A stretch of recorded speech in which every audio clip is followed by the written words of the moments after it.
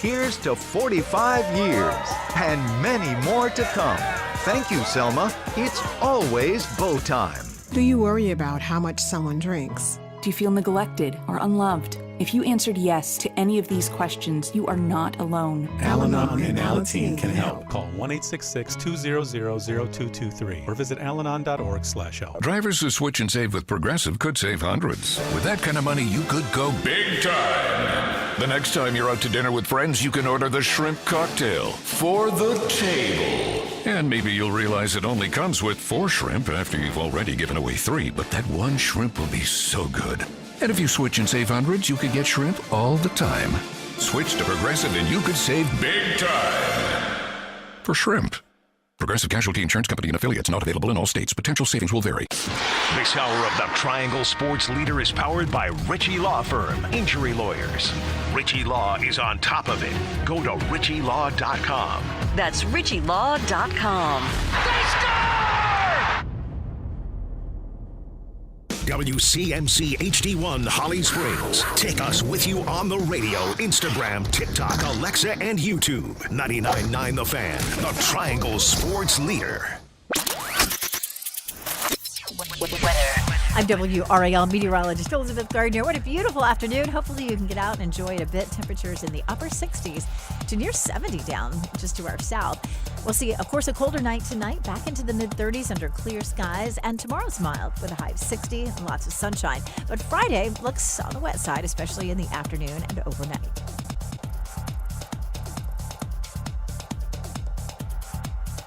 Weather update brought to you by Newcomb & Company, where your comfort is their business. Visit newcombandcompany.com. 3 o'clock check of your money. Dow Jones is down 83 points to 44,766.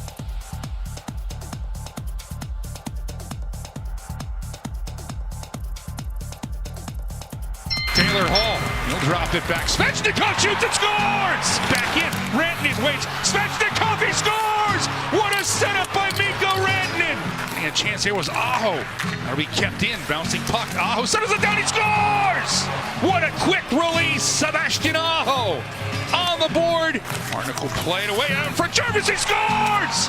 Jordan Martinook, heavy lifting behind the net, and Seth Jarvis snaps it home, and it's 4-0. The Drive with Tim Donnelly on 99.9 The Fan. The Drive with Tim Donnelly here on 99.9 The Fan.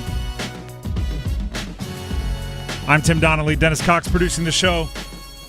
If you are a fan of the Carolina Hurricanes, isn't today just a wonderful day? It's beautiful outside. Yeah. Had a great night last night. You woke up, the birds were chirping. Canes thoroughly and completely dominated the New York Rangers. And that right there is good for at least a solid 24 hours. Unless you're a Canes/UNC basketball fan. But that's a conversation for later in the show. Enjoy the bright sunny day while you can. Right now, Freddie Anderson got his first shutout of the season and earned it. Had some real highlight saves. Mm-hmm. Got some help from his team, but the toe save on Kreider. Yeah, I think Kreider didn't realize how much time he had. The fast break stop on Zibanejad. That was a great one. I like, sometimes you see this, posted the X amount of times, shut out for the 7th time against this opponent, and then you watch it, and it's like they faced 6 shots, and all of them were from the face-off circle or further. And it's like, all right, well, good on you, but that's a team one. I like that he earned a few of them. I also like that his team helped him out. Andrei Svechnikov. Turns out all he needed to I don't know if it was loosen up, I don't know if it was level up, I don't know what it is. All he needed was a bigger scoring winger out there like as well. It's like, hey, guess what? I don't have to be the physically imposing big dude on the wing anymore. He can do that. I'll just score goals. How's that sound? It's like, it looks like me, just 10 years older. Hopefully. 2 goals, 3-point night. So good to see him clicking with the new guys, right? Because Taylor Hall, yeah. Taylor Hall, and he just kind of moved his one, and the second goal he scored set up beautifully by Rantanen. So seeing him click, Like if the trade, because this is how, you give up a lot for a guy, or you're going to have to pay a lot for a guy. That's how the trade really becomes like the ultimate win. Obviously, a big part of it is you just get players of the caliber of Mikko Rantanen and Taylor Hall, and you get their, improved skill set over whoever was playing those minutes before. But also, if you get 100% of Rantanen, 100% of Taylor Hall, and 30% more production from Svech, and 20% more production from Aho, then you start adding all of that up, right? They unlock higher levels of each other. It's even better. Speaking of, Aho scores a goal that gets to show off the skill a bit, right? Gets to pile on, I guess you could say, with the Rangers, which has to feel good. Jarvis has a goal set up perfectly by Stahl and Martinook, right? The old guys do all the work, and Jarvis just gets... Those are his dads. Time. I never know how to say that on air. Am I really going to go like, hey, Jarvis and his dads... And his pops, let's go. Thanks, Dad, as he has all the time and space he needs right in front of the goal to handpick where he wants to put it, and he gets the goal. The new guys contributing to 2 goals, as I mentioned, both of Svech's. I think we saw the difference. It's a win with how well they played, with how well Freddie played, with how well the puck was moving. I think that's a win even if Rantanen and Hall aren't there. The team played well. I don't want to take that away from the guys that have been around. But I think it's probably like a 2-0 or a 2-1 win. Late goals from Aho and Jarvis, right? Like we sweat it out. The way it happened, comfortable, dare I say. Right? You start entering into the third period, and you know what? You're not worried about jinxing it. You're not having to like throw salt over your shoulder every time you say like they look good, because it was comfortable. You'd think, by the way, with 4 goals, that Shesterkin, Igor, had a bad day. Like, oh wow, that's unlike Shesterkin. I think he actually played pretty well. I think the Canes were getting so many good shot attempts, high leverage shot attempts, that Shesterkin was turning away his share of like, wow, goalie saved him there. He had his share of that and still gave up 4. He had one on Mikko Rantanen. It was kind of like a 2-on-0, 2-on-1 with Jackson Blake and Mikko Rantanen. Jackson Blake puts it over to Rantanen, and Shesterkin makes a pad save. I'm like, dang it, I was hoping that Rantanen would get that first. I did want, just to be selfish, I wanted Rantanen's first point as a Cane to be like a hammer from distance. just something aggressive, highlight-worthy. And then, of course, right, you don't know even what you want, because you see him with the unbelievable feed from Blake, first of all, and then the unbelievable sense to drop it off back for Svech, and with, just a small margin of error for the window for the pass to get through. As soon as it does, Svech is just tapping it in. And as a good teammate will do, watch Svech as soon as he scores. Andrei Svechnikov, as soon as he scores, is quickly like head on a swivel looking for Rantanen to point to him and say, we'll keep the goal on my stat sheet. Like I'm gonna have it in my column, but that's all you, bud. Like, appreciate it. It was good. I'm normally I do try to look at everything from 100 different angles, right? If a team wins, I'm looking for what could they have done better, right? If a team dominates, I'm looking for what could they repeat from that performance. After last night, I don't want to get that in deep. Right now, one of my favorite movies, and this isn't a sports movie reference, it's just one of my favorite movies, Good Will Hunting. The scene where, spoiler alert for a movie from 1997, scene where Matt Damon had gone on one date with Minnie Driver's character. Will Hunting had gone on one date with Minnie Driver's character, and he's talking to his therapist about how he's not going to call her because right now she's perfect.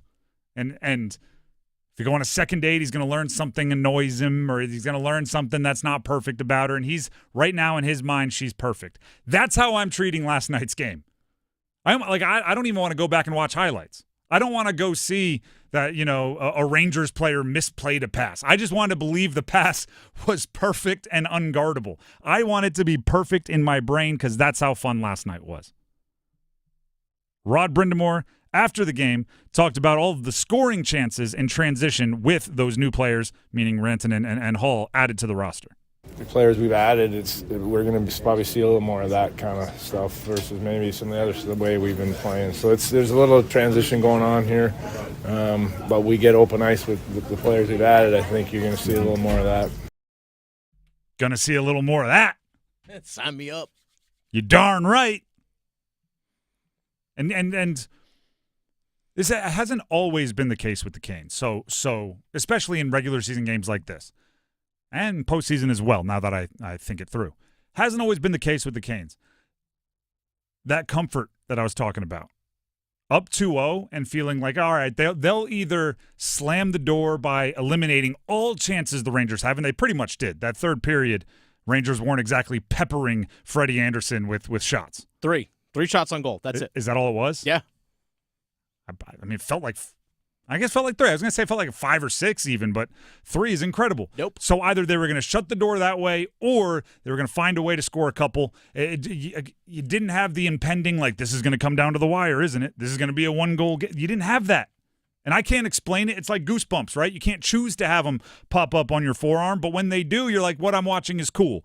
Watching that game, I was comfortable at the end. And Rod Brind'Amour, again, the head coach, after the game, about their ability to close the door. Yeah, I'd probably put it, a little bit of a dagger in there when we score right away like that. And then I like the way we played the rest of the period. We had to give it one real good chance with Zibanejad there on breakaway. But other than that, they really didn't have much. So that's the way you got to play it.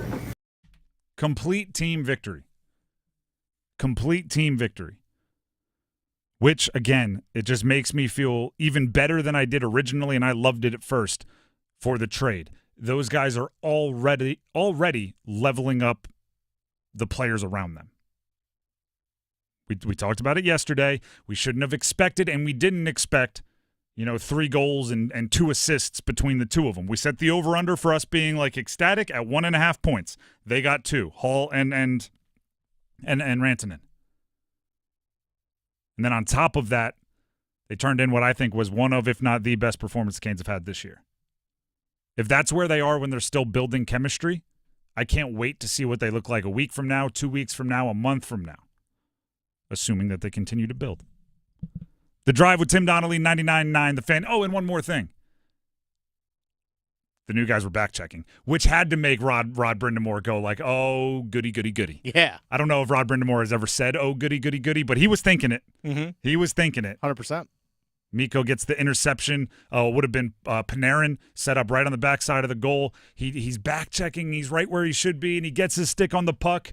Again, he didn't say it, but Rod Brind'Amour was squealing with joy. Ooh, goody, goody, goody. Maybe not.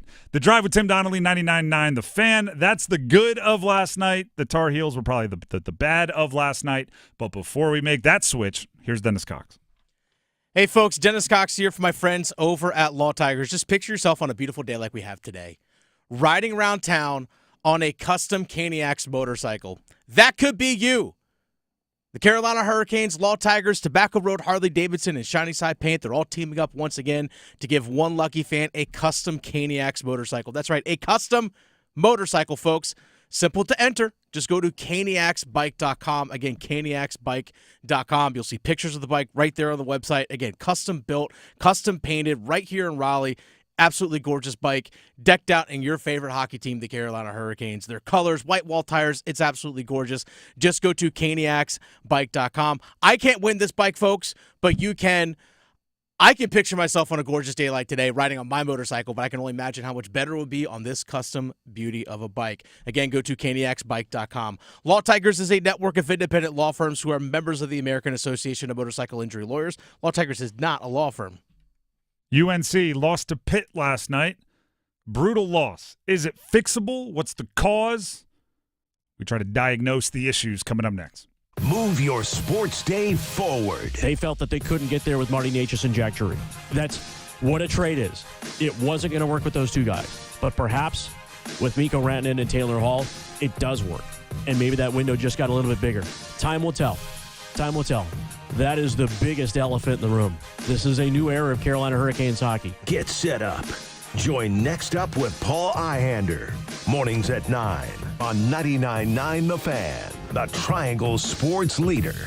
You still thinking job change in the new year? Yeah, I need something that's in high demand and more stable in this economy. IT? Yeah, cybersecurity, maybe even AI. That's what I did. Really? How? Went to My Computer Career. You don't need any prior experience, and you could start your new career in a matter of months. A lot of IT pros go to school there, too, to level up. Sweet. Are classes online or on campus? Both. Wow, I'll check it out. Thanks. Make this your year. Take the free career evaluation now at mycomputercareer.edu. Financial aid is available for qualified students, including the GI Bill. Wesley Financial Group is not a law firm. Do you find yourself stuck in a timeshare? Get the real facts about the timeshare industry and your options for cancellation. Chuck McDowell, founder of Wesley Financial Group, has put together a free information guide that reveals the secrets the timeshare industry doesn't want you to know, including the 5 ways to get rid of your timeshare. Call now and get this timeshare cancellation guide absolutely free. Call 800-838-6161. That's 800-838-6161. 800-838-6161. My son loves to fly kites, but my active psoriatic arthritis can sometimes hold me back. Now with Skyrizi to treat my skin and joints, I'm ready to go. Skyrizi, risankizumab Riza, a prescription-only 150 milligram injection for adults, helps with less joint pain, stiffness, swelling, and fatigue. For those who also have plaque psoriasis, 90% clearer skin is possible with just 4 doses a year after 2 starter doses. Don't use if allergic to Skyrizi. Serious allergic reactions and an increased risk of infections or a lower ability to fight them may occur. Before treatment, your doctor should check for infection and tuberculosis. Tell your doctor if you have an infection or symptoms such as fever, sweats, chills, muscle aches, or cough, or if you plan to or recently received a vaccine. With Skyrizi, there's nothing like clearer skin and better movement, and that means everything. Ask your doctor about Skyrizi today and visit skyrizi.com or call 1-866-SKYRIZI to learn more. At Planet Fitness, we're declaring it. This is the year of getting stronger. And future stronger you can get started now by saving $28 or more when you join today. You in? We have all the best-in-class equipment you could ever need to keep stepping it up. And you can work out your way on your time at any convenient location near you. Most open 24 hours. So let's do this. Join Planet Fitness today and save $28 or more. Just $1 down, $15 a month, cancel anytime. Deal ends January 31st. See Home Club for details. Mitchell Heating and Cooling. We do the job right every time. Mitchell Heating and Cooling is celebrating 51 years of trusted service. And to celebrate, get a furnace tune-up for just $51. That's peace of mind heating for only $51. Visit MitchellHVAC.com. Mitchell Heating and Cooling. Quality products and services on time from a family you trust. It's hard to stop a train. The best solutions every time. Tar Heels down 1 and on the run. R.J. Davis going to try a long 3 in transition. Count it. We were looking right down the barrel, and he splashes it home.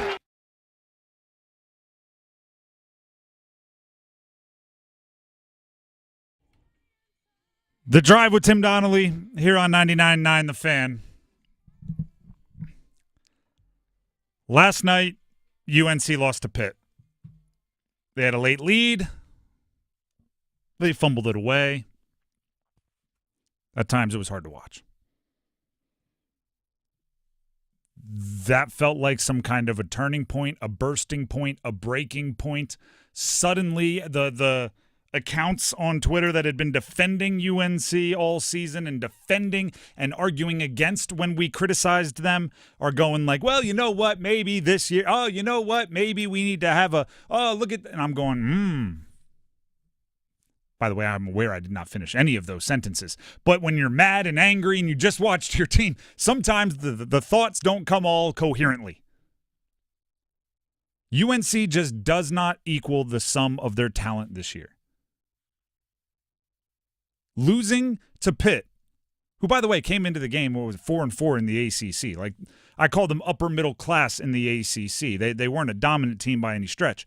Losing to Pitt, despite out-rebounding Pitt, so you can't really say, oh, it's because of the size. Like, you didn't get bullied, you didn't get pushed around. Pitt didn't have 1 billion second chance points to your 0. Despite out-rebounding Pitt and shooting a higher percentage than Pitt is brutal. If you lose while winning the rebounding battle and shooting a higher percentage, I don't know what you look at, right? For that team, right? Obviously, other teams, if you're a massive turnover team, okay, there it is. Or if you are, the worst free throw shooting team in the country, all right. UNC, like, they don't have one of those things that you point to and go, there's the issue. It's just they find ways to lose. They're the reverse Kansas City Chiefs, right? The Kansas City Chiefs, no matter how poorly they play, they're in a dogfight at the end and they win. UNC, it's almost like no matter how well some of the guys play, it seems like they're always in a dogfight near the end. I have some stats to back it up. I'm watching the game, right? UNC. Good mood off the Canes. I'm now watching the UNC game. Halftime, I go to scrolling on Twitter, and the UNC basketball stats Twitter account, there's like an official UNC stats account. You can go follow it if you want to. Tweets this out. UNC shot 56.7% as a team in the first half, tying the second best shooting percentage in a first half this season. They then, parentheses, they shot 58.1% against Boston College. So that was best. This was tied for second best. Which, as I read it, I went, oh, wow, that's impressive. I guess they are shooting pretty well. And then my brain snapped out of it. And I went, they're only up 2. You're telling me a team with NBA caliber players, with a defending ACC player of the year, with guys that can fill it up, are having one of their best shooting games of the season, and they're ahead by 2 over Pitt? How in the heck does that happen? What kind of – and actually, Dennis, I'm going to have you go ahead and – do you have that comment you just brought up in the commercials? Go ahead. I do. Okay, perfect. We just teased UNC. We're going to talk about UNC going into the break, and somebody in our YouTube comments immediately responded with this. This one comes from Nicholas Walton. I think there's a real chance of UNC not making the tournament, the NCAA tournament, for the second time under Hubert Davis. Unfortunately, as much as I like him, he doesn't seem to bring, quote, it like John Shire. First of all, we'll have that conversation another day. We will. You start comparing the coaches that we need room and space to handle that. But the it factor thing, what's the opposite of that? What's the opposite of it factor? When you're watching a team and you just go like, oh, man, they don't have it. Anti-charismatic, maybe? Something like that. Anti-magnetic and not – I don't know what it is, but that's what I feel. Who the heck is Zach Austin of Pitt? Zach Austin had the most it of anyone on the floor last night. He's a North Carolina guy. Yeah, true. You said he played at High Point, right? High Point from Winston-Salem. Ends up at Pitt. The thunderous two-hand dunk. He had 5 blocks, including a bunch on the perimeter. He's blocking like 3-point shots. Pump fake for me one time, will you? He's blocking shots in clutch moments. That's where, like, UNC has those players, right? That UNC is the team that has the ones with the it factor. Not this year. UNC has had a lead with less than I think it was 3 minutes to play against Kansas, Michigan State, Florida, Stanford, Pitt. Lost all 6 of those. You squeak out just a couple of them, it's a completely different season. If you obviously Stanford and Pitt, if you win those, we're still just championing like the no bad losses. But if you squeak out a win or 2 against Kansas, Michigan State, Florida, which you were leading with just a handful of possessions left in the game, you squeak out 1 or 2 of those, we're sitting here talking about seeding. Instead, we're talking about probably not making the NCAA tournament unless you do something dramatic. That's, again, it's whatever the opposite of it is. Because I watched the team. Drake Powell, unbelievably athletic. The talent is there. Ian Jackson, unbelievably athletic. The talent is there. You know what RJ Davis is capable of in the right situation, in the right role. Seth Trimble, he can defend with the best of them. Elliot Cadeau, the size thing maybe is pointing out a little bit more this year, but he's still being effective. There have been some games where the team wasn't playing well, and Elliot Cadeau was the only one buoying them. Still can get into the paint as good as anybody, I feel like. And he dishes and he sets up. Like, with that, you should be better. You're not the sum of your talent right now. And inevitably you're going to start having and hearing Hubert Davis conversations. 4 years, right? Now you are officially no longer playing with really one or two holdovers with Roy Williams recruits, right? This is your program, and it's a tough one. Don't forget, guys, he helped recruit too. True, also. But I always do this. Like, you don't commit. You are oftentimes recruited by the assistant coach. You're committing to the headliner, right? You're committing. I want to go play for Roy Williams, and that's a credit to Roy. I'm not a discredit to Hubert Davis. For a long time, that guy was synonymous with the program. North Carolina, and these are all stats that you can grab. Some of them from UNC, some of them from Twitter, some of them found yourself. North Carolina is 20-30 in quad one games over the last 4 seasons. So that's since Hubert took over, and that includes the first year with the unbelievable run to the NCAA final, the next year where they returned, I should say, just about everybody, last year where they got as high as one of the top teams in the country at different points in the year, and this year where they're struggling. You combine all of that together, they're 10 games under 500 against the other top. Now, I don't even want to say top, like the other upper crust teams in college basketball. High-quality teams. It's something you don't get in professional sports because even the bad teams are professional athletes. You can be like 500 through 18 games having beaten nobody in college basketball because you scheduled, the non-conference tune-ups and you have some lower teams in your conference and all of that adds up. You take away the gimmies, UNC has not been UNC quality. And I'm not saying this as like, it's not a surprise. When you take a job, when you commit to UNC, when you put on that uniform, those colors, and those shoes, you understand what the expectations are. It's not to just beat the teams you should beat. It's to beat everybody. They had the banners to say so. Yeah. Like, that's your standard. Look up in the rafters of the Dean Dome. That's your standard. One of the things I absolutely love about UNC is the qualifications they set to have your jersey in the rafters.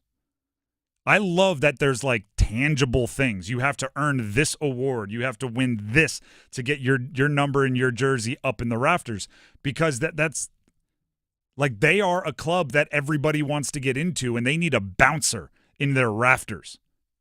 Most schools, if you're just pretty darn, like if you break the school record in scoring or whatever, you're up there 100%. If you're top 10 in a couple stats, you're up there because they want to celebrate the history of their program. UNC has so much history at their program that they're like, we take great players and have to find a way to bar them from going up in our rafters just so we have numbers and jerseys to wear for the next generation.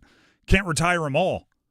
Right? Can't wear a single digit for the Yankees. You know what I mean? They're all retired. They've put barriers in place.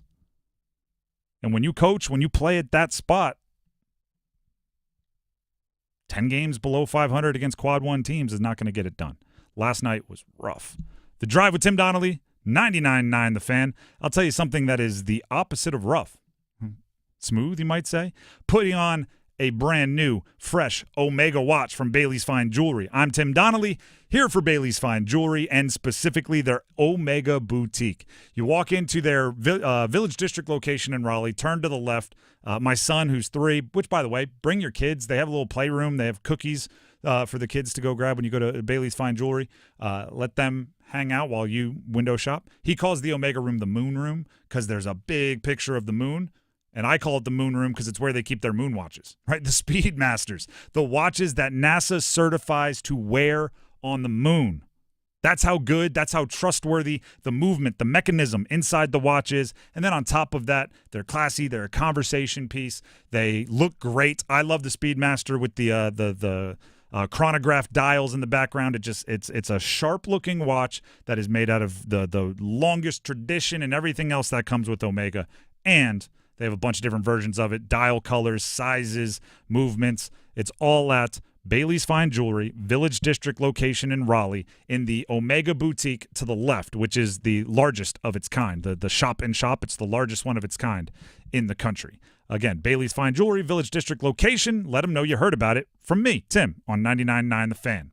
We have the Dean's List coming up next, including somebody that absolutely got ejected last night. Stick around.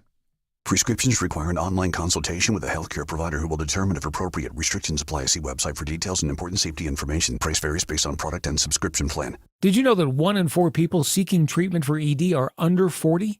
Hims can help. Get started at hims.com/joy. Through hims.com, you can access a full range of treatment options for ED, including daily or as-needed meds through a 100% online process. To start your free online visit and save up to 95%, go to hims.com/joy. Totally Tubular Festival, featuring Right Set Fred, Men Without Hats, Haircut 100, The Tubes, The Motels, In Emotion, The Escape Club, and Musical Youth. Friday, July 11th, Red Hat Amphitheater, Raleigh. Get tickets Friday at LiveNation.com. Presented by Live Nation. It's time for the Coastal Scholar Athlete of the Month. This is Creighton Blackwell from Coastal Credit Union and 99.9 The Fan, and we're here at South Garner High School to celebrate our next Scholar Athlete of the Month. And that Scholar Athlete is Samayan Jones. It means a lot to me because my parents, they want me to do well and make it in life. So this is for them. I try to work hard in the classroom and on the court for them and do my best. He's never trying to bring no negative energy, and I feel like that's what makes him a more productive teammate. My teammates, they encourage me a lot because, I've been through injuries. They cheer me on because 2 games ago was my first time getting back on the court.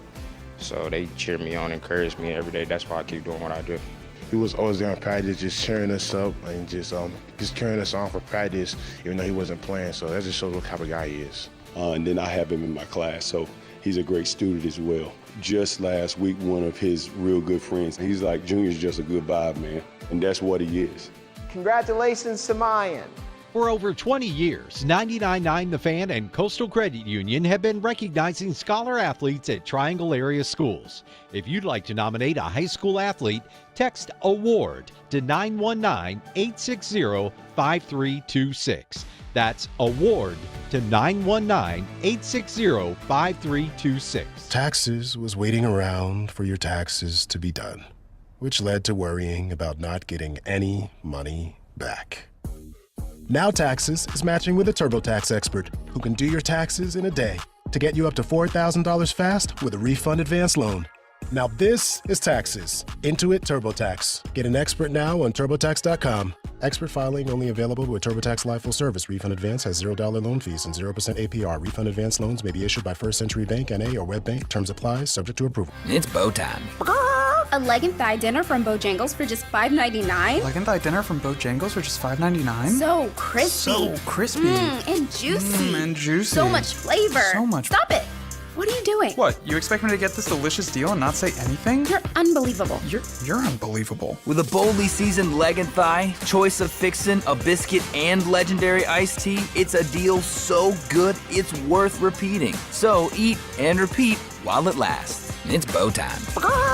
There's no time like bow time. And there's no time like now to stop what you're doing and join with the KYAO Cancer Fund in the fight against all cancers affecting women.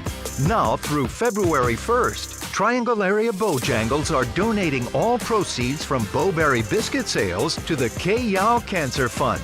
Just buy a Bowberry biscuit. You'll be doing some good and getting something good. So what are you waiting for? Hurry, it's bow time. Off the read screen, hard drive and a dunk on Anselm Ebay. That's some frustration, and that is the second technical foul. Hunter Salas is now ejected from the game. The Drive with Tim Donnelly, 99.9 The Fan.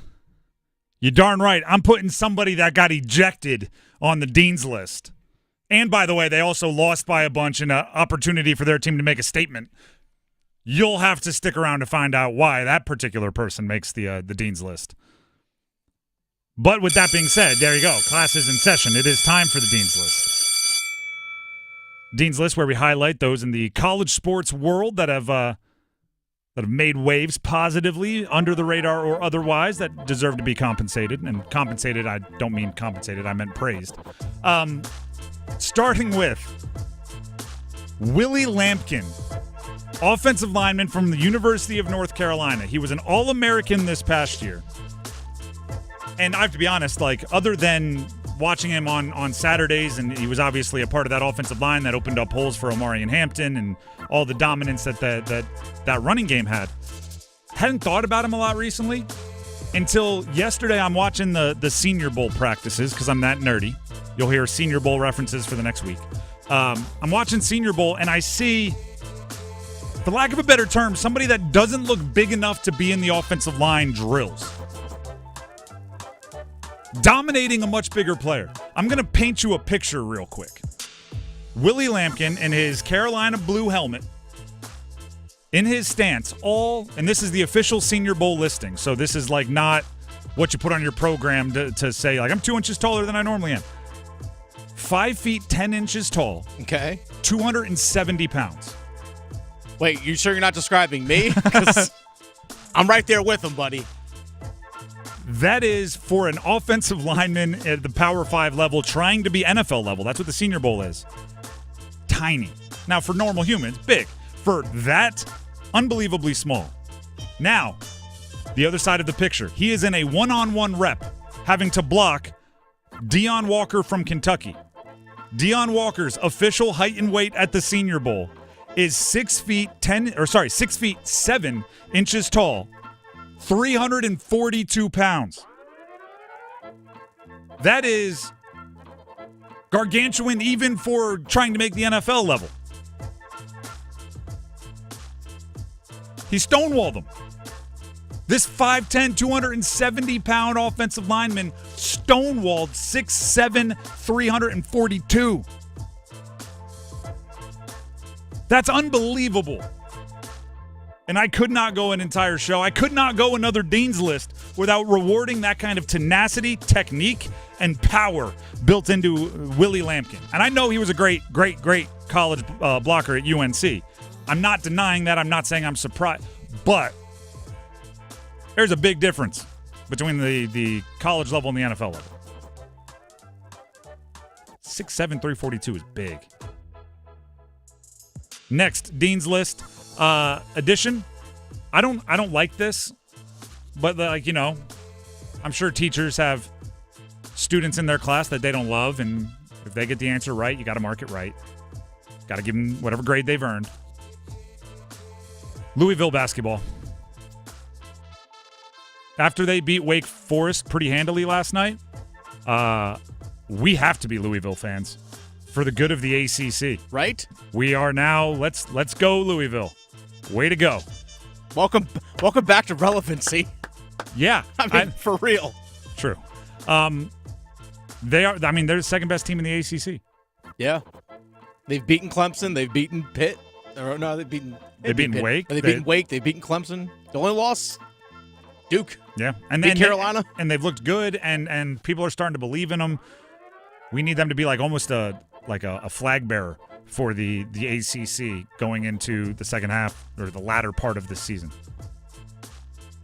I have one more here before we get to the player that's ejected. Dennis, do you have one you'd like to add today? Zach Austin from Pitt. Yeah. I mean, he's a North Carolina guy from Winston-Salem, played at High Point, 5 blocks yesterday, was also knocking down threes, 6'7". I'm like, wait a second, is this an NBA 3 and D guy that just happens to be playing for Pitt basketball right now? And like the game of his life, it felt like. Yeah. Made a bunch of huge athleticism through the roof, too. It was everywhere yesterday. My next Dean's List member, before we get to the player that was ejected, Bayshul Tootin, a Virginia Tech running back. Okay. He's at the Senior Bowl right now, turning heads. Started his career with 2 pretty darn impressive years at NC A&T, North Carolina A&T. I think this is good for A&T. As somebody that played FCS football, I don't think it's bad if you can tell your players, you come here and you absolutely ball out for 2 years.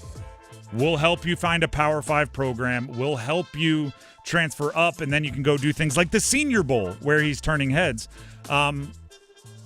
I would ask for 2 years. I would say if you are like all freshmen, just give us one more, and then we can kind of handshake this thing.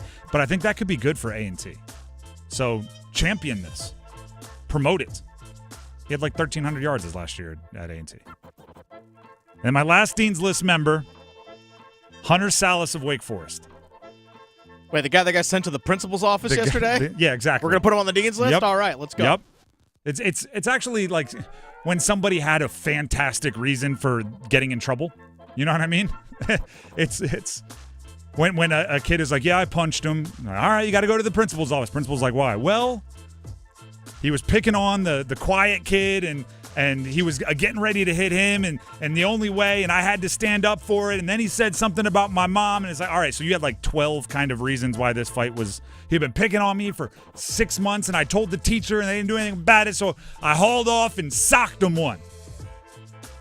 I know Hunter Salas was ejected. I don't condone getting double-teched. But first of all, he was playing really well, and nobody on Wake Forest was.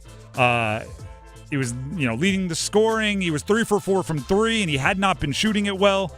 And they were down by a bunch. And Hunter Salas, as a future pro, as a veteran on the team, was trying to ignite his team to a comeback. And he took the ball on the wing, dribbled down the middle of the lane, rose up, and yammed on him like a great poster dunk. And he turned and he tapped his head, right? Like on your head. Technically, I don't think you're allowed to do that, right? You're not allowed to do the little taunt. Not when you're standing directly in front of the guy you dunked on. No. But I do want a player to play with extreme emotion in that moment when he is trying to spark a comeback against a good team. So I'm treating this as a whoa instead of go situation, meaning I'd rather have to rein in a player who's trying too hard to spark the team than to have to go like, come on, guys, play with energy. Try to do something. Try to give us life.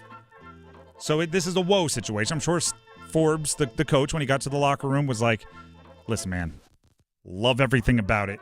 Just can't do the little head tap. Just can't do the little head tap. And by the way, for the Wake Forest fans out there, I saw this defense, right? This is like, your big courtroom drama. You put the briefcase down, you open it up, you take out a folder. My client was not taunting the defender who he had just jammered on. He was simply saying, I was fouled on the top of my head. I was hit like this. Yeah, no one's going to buy that. That's kind of where I'm at with that one. No one's going to buy that. It's good. It's good try. It's good effort. It's good try. I kind of like this one. One time in high school, threw a touchdown pass. No big deal. It was actually like a screen pass, and the guy ran the rest of the way, which gave me a good 3-4 seconds where I can jog after the play. So I put the number 1 up in the air, little 1, right, little finger in the air, running down after the touchdown.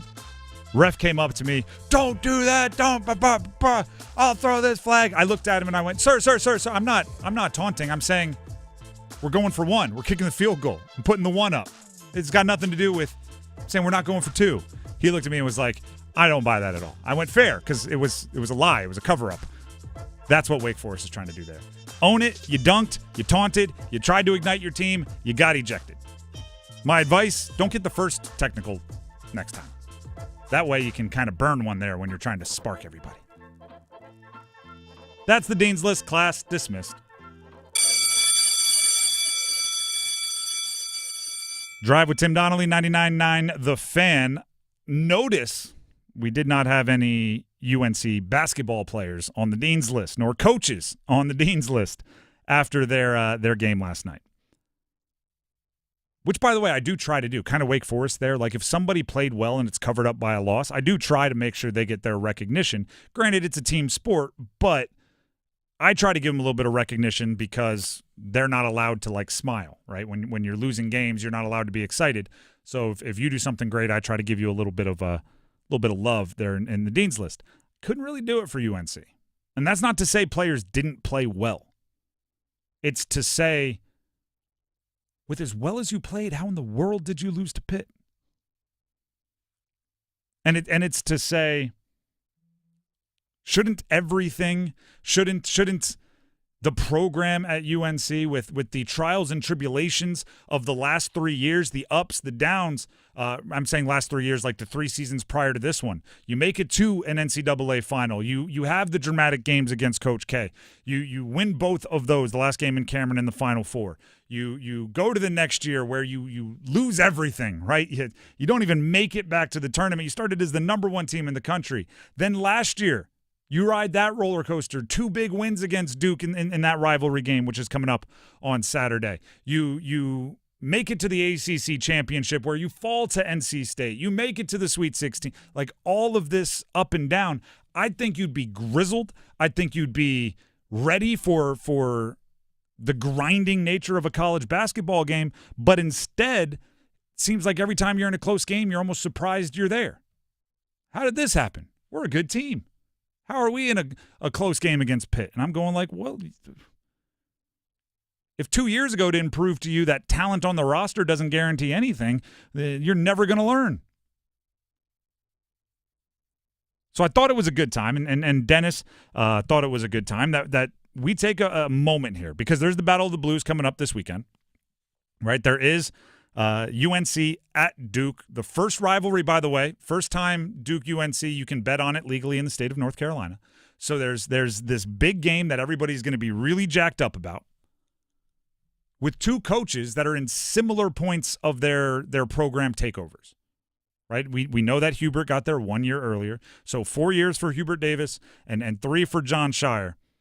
But I actually think just by the nature of the programs, they're in very similar situations. Because UNC, for better or worse, I don't think it's right or wrong, their players tend to stay longer. They have more seniors. They have more guys that play for that 5th year, use the COVID year. Duke, if you're not out your first year, you're probably out your second year, and it's pretty rare that you make it to 3 like Tyrese Proctor. So because of the turnover rates, it's like the same ownership level for Hubert Davis and John Shire. Like it's the same, they're guys. You know what I mean? Yeah. A few holdovers. Like, the recruitment may have started with the previous coach, but it finished with them. So it's like it's their program now. It used to be you couldn't really judge a coach until their recruits got to junior year. Mm-hmm. Now with the transfer portal and with one and dones, it's not the same. But that was the move. And just thinking of this season, and how we talk about these 2 teams every single time they play. I think just the narratives, the storylines show you why UNC fans are starting to have the conversations they're starting to have and why Duke fans are starting to have the celebrations they're starting to have. When we talk about John Shire, we talk about the things he's learned, the things he's fixed from their struggles the first couple years that he was the coach. With Hubert Davis, we're to the point with some frustration of how is this still happening, right? Think about it like how coaches talk to players, okay? And I'll use young players. How about Bryce Young? That's a name we're all familiar with, right? The quarterback for the Panthers. It was last season. Got to get my years correct. His rookie year, there was I think it was the Falcons, and it may have been early on. He threw the same interception twice. It was Jesse Bates, I believe, was the safety. It was the same route. It's the same, like later in the game, you would have thought you were seeing a replay. And I went, that's more concerning than any of the other interceptions because he didn't learn from the first mistake to not do it again. Bates baited him into the same throw. You're not mad at a young player for making mistakes. Young players are going to make mistakes. You get mad when they start making the same mistakes over and over, more than once. So now point that towards these 2 coaches, right? Shire and Hubert Davis. You're not going to be mad when they make mistakes, right? Because they're learning. They're young. Mm-hmm. They're like a 22-year-old NFL quarterback. They are newborns as head coaches. It's when it doubles back. So John Shire, early in his run with Duke, I screamed and yelled about all this kind of stuff. They didn't have edge. They had a whole bunch of really talented basketball players that whined to the refs a lot and didn't have that, like, no, give me the ball, I'm going to dunk on them so they know. John Shire noticed the issue, realized the mistake. This year, they have players that are more kind of like assassins, right? They're out there to, okay, you're not going to give me that call? Beautiful. Now I know it's a physical game. Ball up top. Like, that's how they think this year. They recruited different personalities. He saw a problem. He didn't make it twice. Now, what was the second year under Hubert Davis? Came into it with all the expectations in the world. You had made it to the Final Four. You returned everybody. You had 4 starters coming back. You had All-Americans. You had All-ACC, and you were ready to roll. And what happened? Never added up to the sum of the parts, right? The talent never equated to enough wins, and they ended up missing the tournament. So then last year, well, you got R.J. Davis, the All-American, right? You got the ACC Player of the Year returning. You have a 5-star in Elliot Cadeau, who's one of the top 12 recruits in the history of UNC, according to UNC. He elects to come back for his sophomore year. You add 2 more 5-stars. Everybody's excited. You come into the game, come into the season ranked 9th in the country. Same thing, right? You're not living up to expectations. You're losing too many games. It's the same mistake twice. Maybe not as egregious as the team that came back from the Final Four, but not Final Four, Final Two, but it's still just as egregious. That's the thing that's going to frustrate the heck out of me. That's the thing that's going to get UNC fans upset. Nobody said like, oh my gosh, nobody since Doherty has missed a tournament the way that Hubert did after his first missed tournament. If they miss it this year, you're going to hear they haven't missed 2 out of 4 years in the tournament since Doherty was the coach. You're going to start hearing that because now it's not the rookie coach learning. All right, you had to learn that one the hard way, but don't make that mistake again. Now it's a pattern. I like Hubert Davis. I think he does some things well. I think he can be a good schematic coach. But as I said earlier, you know what you're doing when you take over UNC. When you replace Roy Williams, you know what's going on. Oh, especially because both these coaches played for their respective programs underneath those legendary coaches, Coach K and Roy, and were assistants under them too. They know. It's not like, whoa, I thought, but a little bit more than I expected. No, they fully knew going in what the standard is at each of their respective programs. And I think the big thing with North Carolina right now, there doesn't feel like there's any stability. Like you mentioned, year 1 under Hubert, they make that crazy run. Remember, it was a crazy run over like last 6 weeks of the season or so to get to NCAA tournament as an 8 seed, and then they make their run to the championship game. So everyone's like, oh, okay, like maybe just first-year head coach figuring it out. They caught fire, carried that momentum, didn't make it. So it's like peak, valley. Sweet 16 last year, peak this year, valley. There's nothing stable about it. Whereas with John Shire, first 3 years, hey, we got to the second round, lost to a physical Tennessee team. Okay, that's something we got to recruit and build on. Last year, get to an Elite 8. This year, one of the top 2 teams in the country beat the number 1 team in the country in Auburn earlier this year, and they're only getting better, it feels like, and they're adding more to their games as they go along. Oh, now they have a 2-3 zone. It's a constant ascension for Duke right now, whereas Carolina, it's just peaks and valleys. And I mean, if you're looking for a very specific way to personify how different it is this season, Duke playing their most recent game. They won by 10. It was NC State. Goodness gracious. The kind of anecdote that comes out of it is Duke started off playing soft, playing no finesse. NC State punched him in the mouth early, and John Shire said as much, right? Pushed the right button by saying, too much finesse, you're playing soft, said it to the team, said it to Cooper Flagg individually. By the second half, it's fixed. They're playing more aggressive. They're bringing the fight to NC State. They win by double figures. Shire called a timeout in the first half, and then out of that timeout, I think Duke goes on like an 8-0 run. So that's one side. Yeah. And then compare that to Hubert Davis, not after last night's game, but after the previous game, which was the overtime win against Boston College. He's going, yeah, they find it when they need it at the end, but we need it the whole game. It's fixing it artfully with succinct language in timeouts and halftime, which makes that game into a better game in the second half for your team, versus still grasping at how to fix it after game press conference. It's just it's different. Things are developing at different rates.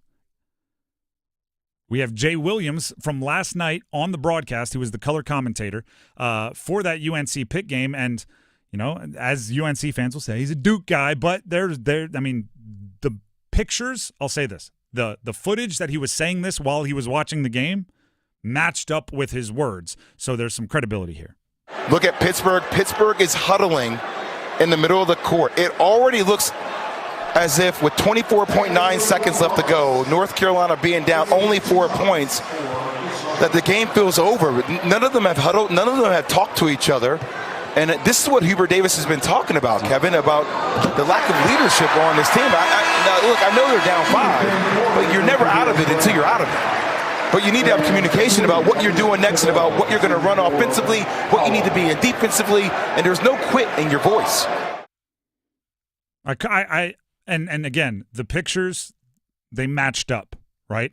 It's not, 3 guys were talking and Jay Williams was saying they weren't huddling because they were in their own corners of the court. Mm-hmm. That's not great. Carolina did not score a point the last 3 minutes and 24 seconds of the game. And this is what Hubert has been talking about. I'm going well, if Hubert is aware of the problem, fix it, my dude. Mm-hmm. I know teams that have rules. Like every free throw, we're getting together, and there's like a hierarchy. If the captain is on the court, he talks. If he's on the bench, this guy talks. If both of them are on the bench, this guy talks. Like you lead the huddle, and it's part of their team building. Maybe you have to. You don't want to have to do that, but maybe you do. Put it in writing. Make them run if it doesn't happen. You don't want to have to treat the University of North Carolina Tar Heels that way, but if you see a problem and it's not being fixed, fix it. You're the head coach, or you're the assistant coach, or you're the senior. Whoever wants to fix it, go ahead. I don't care who it is. The Drive with Tim Donnelly, 99.9 The Fan. We'll take a break. When we come back, Carolina Panthers wide receivers. How do they fix it and get better next year? We talk about it.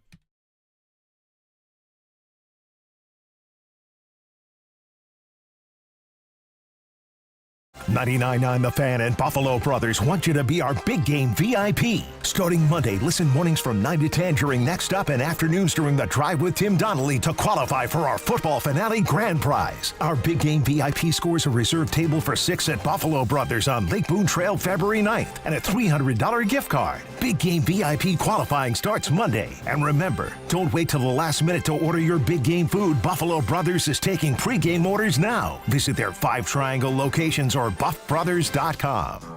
John Porcelain here for my friends at Buffalo Brothers. You know the big game is right around the corner, and it's time to start thinking about big game parties. Don't be that guy that doesn't get the best wings in town. So order your wings today from Buffalo Brothers. Come and get Buffalo Brothers Big Game Special. 2 large pizzas and 20 wings for just $50. That's food for the whole family at more than 20% off. But remember, order today as pickup times fill up fast. Buffalo Brothers. Aw, man, now I want wings. Prescriptions require an online consultation with a healthcare provider who will determine if appropriate. Restrictions apply. See website for details and important safety information. Price varies based on product and subscription plan. Hey guys, let's talk ED because millions of men experience it. Did you know that 1 in 4 people seeking treatment for ED are under 40? So you're not alone. And even better, HIMS can help. Find the ED treatment that fits your needs at up to 95% less than the brand names when you get started at hims.com/joy. It all starts with an online intake form. From there, a medical provider licensed in your state will determine if ED treatment is right for you. Through hims.com, you can access a full range of treatment options for ED, including daily or as-needed meds through a 100% online process. If prescribed, your medication is shipped to you for free. Millions of men experience ED. But HIMS can help. To start your free online visit and save up to 95%, go to hims.com/joy. That's hims.com/joy for your free online visit. HIMS.com/JOY. What did you do with an extra $75,000 right now, or even a couple $100,000? If you own a home, you can get that money in less than a week with Loan Pronto.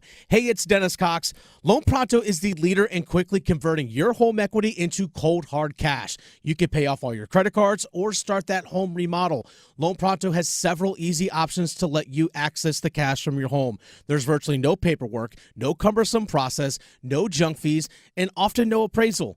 Listen, the average homeowner now has over $300,000 in equity. That's your money. Use it. One client got $150,000 out and paid off all their credit cards, 2 car loans, and a personal loan, cutting their monthly expenses by $1,500. You can get approved in as little as 1 day. So act now with no hard credit pull up front. LoanPronto.com, 919-381-1760. Get the money you need for anything. 919-381-1760, LoanPronto.com. Equal housing lender, NMLS 1661781, subject to lender approval, NMLSconsumeraccess.org. This hour of the Triangle Sports Leader is powered by Ritchie Law Firm, injury lawyers. Ritchie Law is on top of it. Go to RitchieLaw.com. That's RitchieLaw.com. WCMC HD1 Holly Springs. Take us with you on the radio, Instagram, TikTok, Alexa, and YouTube. 99.9 The Fan, the Triangle Sports Leader. I'm WRAL meteorologist Elizabeth Gardner. Beautiful afternoon out there. Sunshine, mild temperatures. We'll see a high of 67. It's a bit breezy like it was yesterday.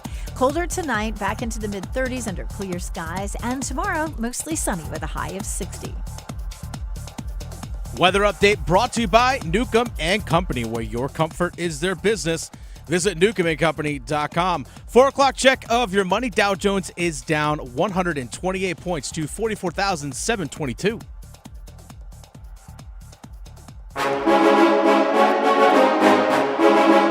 Let's move the chains.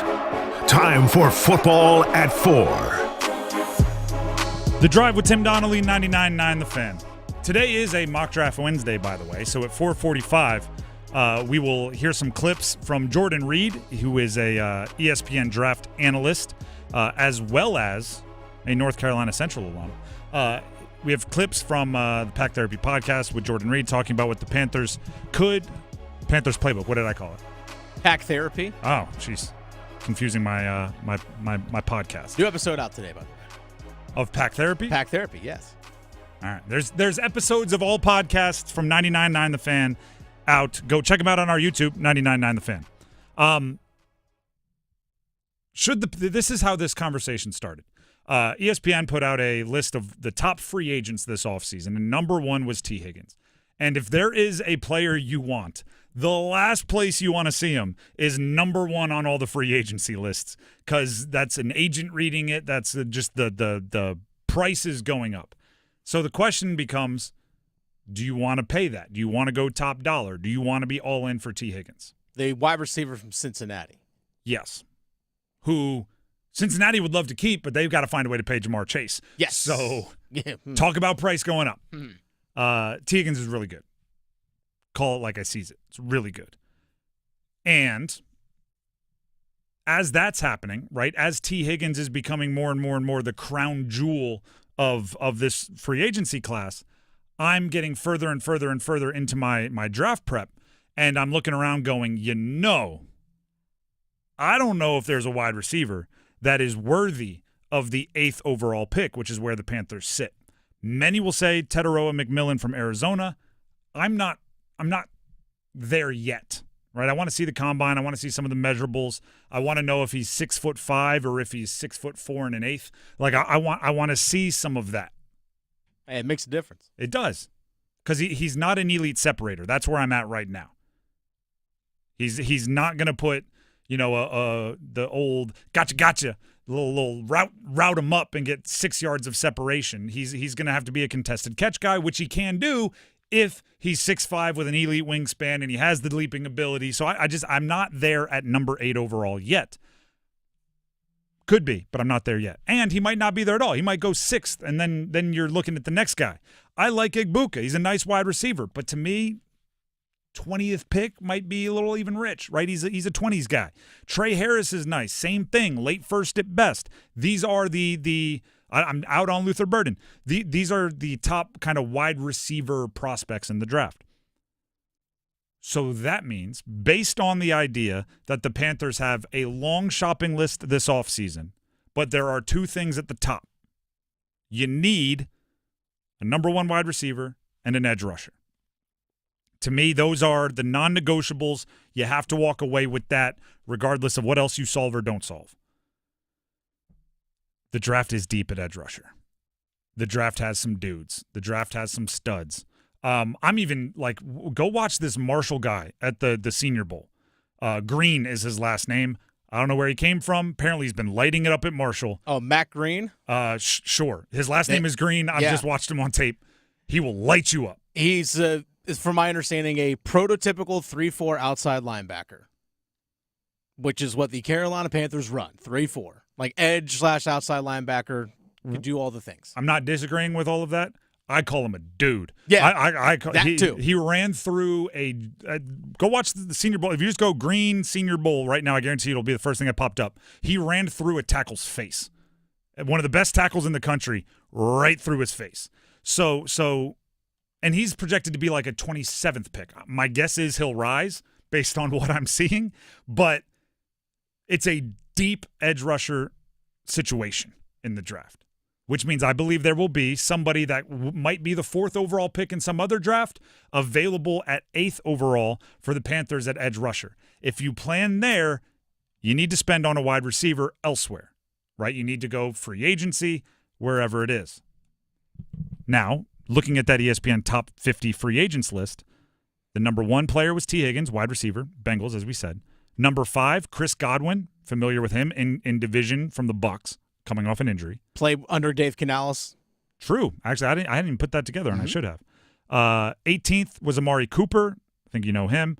26, Stephon Diggs. Think you know him. 36, Darius Slayton. You don't have to remember all this. I'm just giving you a vibe. Darius Slayton, the Giants, kind of younger, looking for a first non-rookie contract from the Giants. Keenan Allen all the way at the end, and then Hollywood Brown just missed the list.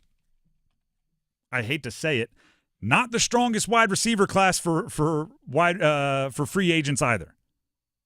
And if we take out the 30-year-olds, because you already have that one, right? You have Thielen. You have the wily veteran. You don't want to put him on one side and like Keenan Allen on the other and be like, we don't have speed, but we've got loads of experience. Like, if you eliminate that, then, out goes Amari Cooper, Stephon Diggs, Keenan Allen. They're not options.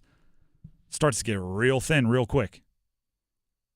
Jeremy Fowler in the article says Carolina would make some sense for Darius Slayton on a Darnell Mooney type contract. That's 3 years, $39 million.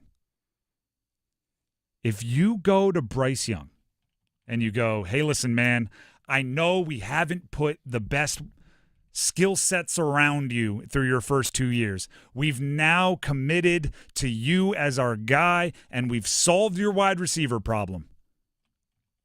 Darius Slayton. Championship. What was that? The old fantasy football commercial? TJ Houshmandzadeh. Championship. Bryce Young's going to look at you and go, another year where my Alabama wide receivers are better than the ones that I have in the NFL. T. Higgins or Chris Godwin? That's where I'm at right now. T. Higgins or Chris Godwin. Cash in whatever chips you have in the hey, people might actually want to come play for us here. Hey, we have positive buzz right now. The free agents probably wouldn't entertain you last offseason or the offseason before. This year, you have a little bit more cachet. Find the cap space, spend some cap space, manipulate the contract however you need it. This is a crucial year for Bryce Young. I don't know how many times I have to reference it. Josh Allen going into his 3rd year got Stephon Diggs. And not now Stephon Diggs. Stephon Diggs however long, 5 years ago, whatever that was. Mid-20s Stephon Diggs, not early 30s Stephon Diggs. Going into Jalen Hurts' 3rd year, he got A.J. Brown. Tua got Tyreek Hill going into his 3rd year. When you are hitting that point where you're ready to run your offense, you need the number 1 who's ready to be there with you. And unless you're somebody lucky enough like the Joe Burrows and the Pat Mahomes of the world to just come into the NFL and pretty much immediately have really good wide receivers around you, high draft picks, all that, unless you're in that situation, that 3rd year, it becomes vital. Not only because it's a good time for you to take the next step, but also because you have to make a decision on Bryce next offseason. Are you going to pick up his 5th-year option? Are you going to sign him to a long-term extension? And it's the first time he'll be eligible for that. You don't want what ifs. We have to decide to give this guy $50+ million a year, and we're projecting that once he gets a number one wide receiver, the flaws that we've seen will go away. You don't want to be projecting. You don't want to be guessing. You don't even want to be educated guessing about what a player could be when you're talking $55 million a year. There was some of that with Trevor Lawrence, right? They gave him all that money. Jordan Love, they gave him all that money with the idea that, he'll get better when we shore up the offensive line. He'll get better when we give him a true number one. He'll get better when I can't imagine being the one signing the checks, going, yeah, let's give him $55 million, and then hopefully we can do what we need to do to get him to where we think he can go. I wish this were last year. Last year, 8th overall. Like Roma Dunze, like there were better wide receiver prospects at that point in time. I wish it were a year where the free agent wide receivers were loaded. It's not that. Do you think, though, with all the holes that this team has, they have a ton. Yep. If you go all in on a wideout, it's going to prevent you from signing a lot of other things that you need. A lot. If I thought there was that defense needs an overhaul. If I thought there was something more important than Bryce Young being or not being the future of your franchise, then I would spend elsewhere. I think you're still not like this year, and I've tried to throw the wet blanket a few times on the Bryce Young bonfire. He's had a half year of really, really good football. He's been in Carolina for 2 seasons, right? Which means he had 1.5 years of not that great football, and I'm being generous.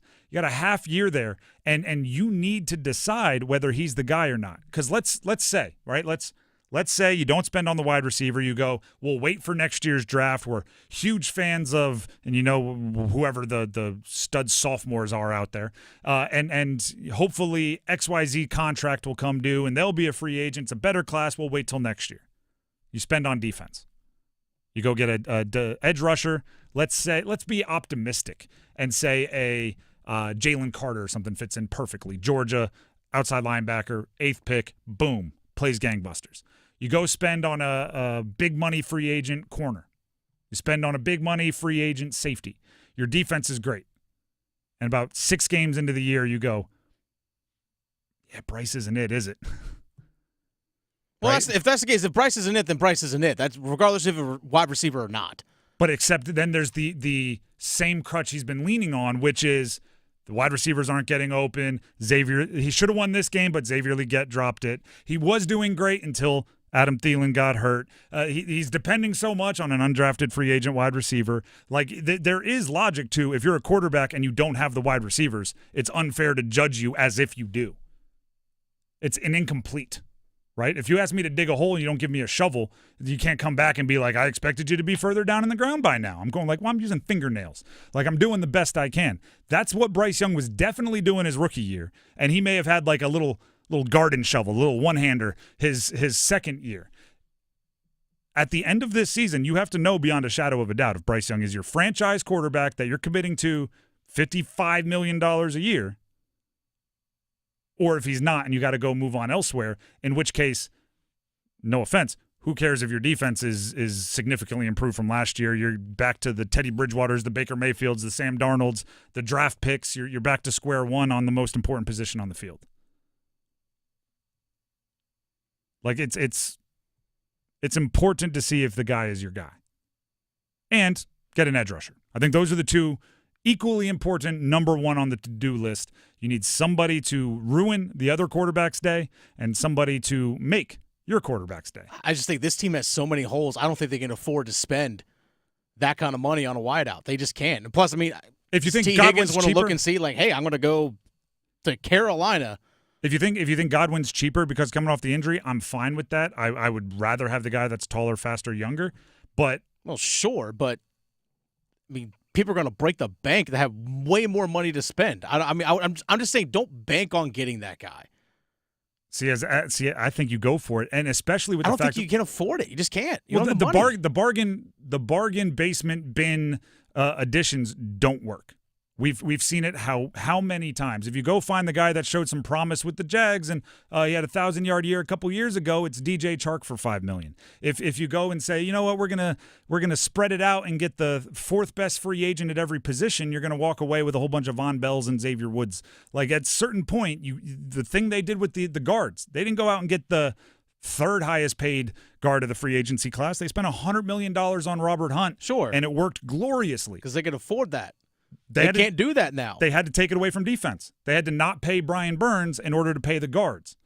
It would be a similar move to not pay whatever the big ticket line you want on defense would be, or to not pay 4 mid-ticket lines on defense, in exchange get the stud that you know you can build around. T. Higgins or Chris Godwin? As of right now, right? Still early. Still got the Super Bowl hasn't even been played. And then a edge rusher at 8, unless there's like 6 of the first 7 picks are edge rushers. The Drive with Tim Donnelly, 99.9 The Fan, and we have more mock draft Wednesday coming up. Jordan Reed audio, ESPN draft analyst, spoke on the Panthers Playbook podcast specifically about the Panthers draft. We'll play that audio for you coming up later this hour. But first, before we get even to the ladder challenge or we give away some tickets and a whole bunch of stuff, here's Dennis Cox. Dennis Cox here for my friends over at Law Tigers. Folks, I want you to imagine this beautiful day that we have outside, this little taste of spring. Imagine cruising down the highways, cruising down the road on a custom Caniacs motorcycle. That actually can be you. The Carolina Hurricanes, Law Tigers, Tobacco Road Harley-Davidson, and Shiny Side Paint, they've all teamed up together once again to give one lucky fan a custom Caniacs motorcycle. That's right, folks. A custom-built motorcycle, decked out, fully painted, custom, with Cane's colors, Cane's logos, everything on it. It's absolutely gorgeous bike. If you want to see the bike and also want to enter to win it, just go to caniacsbike.com. You'll see pictures of the bike right there on their website. It's going to be given away at the end of the season, the final home game. So the deadline to register is April 6th. But don't wait, folks. Just go to caniacsbike.com right now. Tell a friend to tell a friend to tell a friend to enter as well. Again, caniacsbike.com. Law Tigers is a network of independent law firms who are members of the American Association of Motorcycle Injury Lawyers. Law Tigers is not a law firm. The Drive with Tim Donnelly, 99.9 The Fan. We have the ladder challenge coming up. As ugly as that Wake Forest game was for the Demon Deacons last night, great teams cover. Stick around. Hey, it's Adam Gold, and do you have a late-night craving for in-depth analysis on the Carolina Hurricanes and their latest game, their latest win, their pursuit of the Stanley Cup? Well, I can quench your thirst. I can feed that appetite on the Canes Corner podcast, the morning after edition, which drops the morning after every Hurricanes game. Get it wherever you get your podcast. Brought to you by the Aluminum Company of North Carolina. Everyone deserves a fast and reliable connection. One that helps better their everyday through the things they value most. Friends and family, education and career. A connection that opens pathways to opportunity and builds roads to a better future. At Spectrum, we're committed to delivering just that every single day. Because with the right connection, anything is possible. That's Life Unlimited. That's Spectrum.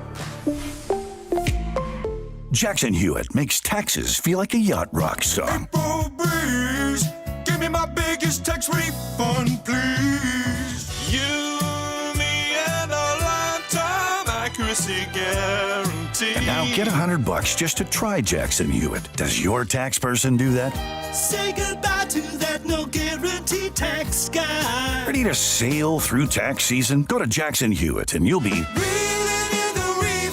Limited time offer for new clients. Participating locations only. Terms at jacksonhewitt.com. This is Gordon Miller with Miller Lending and Carey, and I have a question. When it comes time to buy a house, do you just look at one?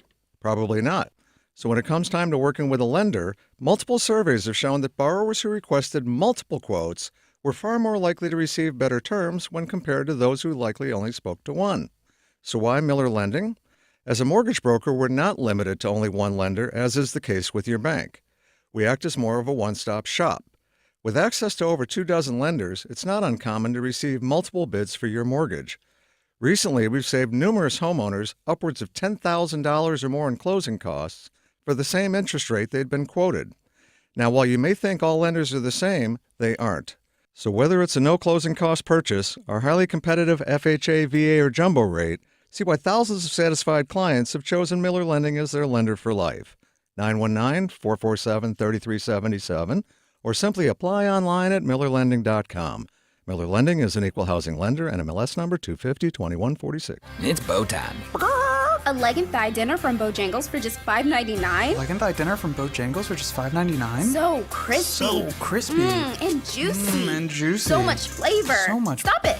What are you doing? What, you expect me to get this delicious deal and not say anything? You're unbelievable. You're unbelievable. With a boldly seasoned leg and thigh, choice of fixin', a biscuit, and legendary iced tea, it's a deal so good it's worth repeating. So eat and repeat while it lasts. It's bow time. It's bow time, and the month of January marks the 45th anniversary of bold flavors, southern hospitality, and all of the timeless classics you get at Triangle Area Bojangles. In 1980, Triarch Food Systems, Inc. opened their first Bojangles in Selma, North Carolina, a welcoming place to come together and enjoy some made-from-scratch goodness. Here's to 45 years, and many more to come. Thank you, Selma. It's always bow time. Now the Canes with 34 seconds left. Back in. Rantanen waits. Svechnikov, he scores! What a setup by Mikko Rantanen! Andrei Svechnikov's second of the game have come from the new additions. What a pass by Mikko Rantanen to spot Shesterkin was out of it. The Drive with Tim Donnelly, 99.9 The Fan. We could play highlights from last night's Canes win over the Rangers every 5 minutes this show, and I would enjoy it. Svech's goal right there. Set up by Rantanen, Svech's second of the day. He had a 3-point night. 4-zippy win over the Rangers. I'm just going to say that again. 4-0 over the Rangers on the road.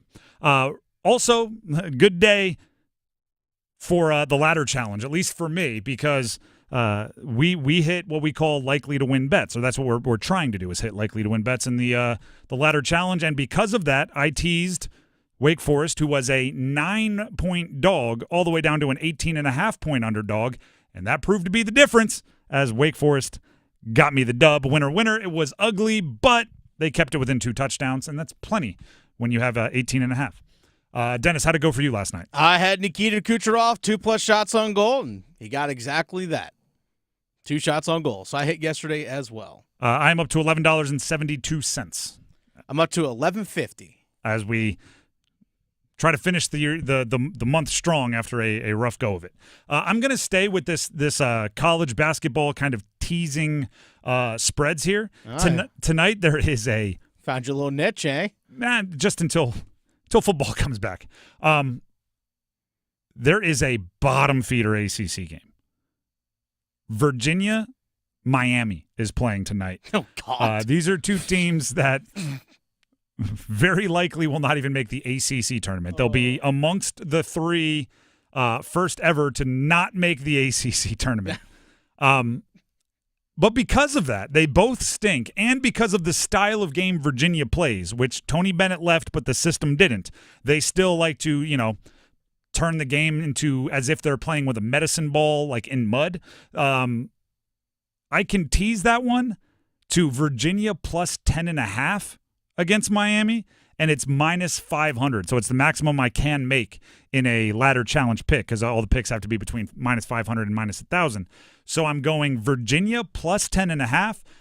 Because in this game, I believe 10 is going to feel like 40. Like if they lose by 8, it's going to be, it was over halfway through the second half. They were down 6. And then it expanded all the way to 8. I just think 10.5 is a nice number there. So give me UVA plus 10.5 in the ACC's bottom dweller classic. Wow, you're going full degenerate here. Yes. You're going UVA Miami basketball. How bad is it that's awful? That's the degenerate pick. These 2 teams have both been to Final Fours in the last handful of seasons. UVA won a national championship not that long ago. Now I place one bet on them, and it's like, oh, goodness, you degenerate. Who's even watching those squads? Yeah, not a great year for the ACC. Okay, well, I'm going to go a game between 2 good teams, the LA Kings and the Florida Panthers, NHL. Just give me over 3.5 goals scored in this game. That's a minus 505. So that $11.50 will turn into $13.80. Oh, mine will go from 1172 to 1460, which, again, I'm staying towards minus 500s because we're near the end of the month here. But obviously, if one of us gets it wrong, that'll change everything. That's the ladder challenge. You can tail us if you'd like. If you went Virginia, Miami. Virginia, Miami, baby. That's. By the way, Miami is really bad. The battle of two teams where coaches quit themselves. I might true the assistant coach bowl. I might take Virginia money line in that. Like that might be where I live. But instead, I get plus 10.5. Yeah, give me the double-digit points and I'll roll. That's gonna be like a third of the points scored in that game. That's my point. 10.5. That's my point. If UVA loses by 10, 10. I still win, and it's gonna feel like they lost by 100, just because of the way that game is gonna be played. Final score 56-47. I'd take it. I'd take it in either direction. I don't really care. I'd take it in either direction because that's a big fat winner. With that being said, let's jump to Hit It and Quit It.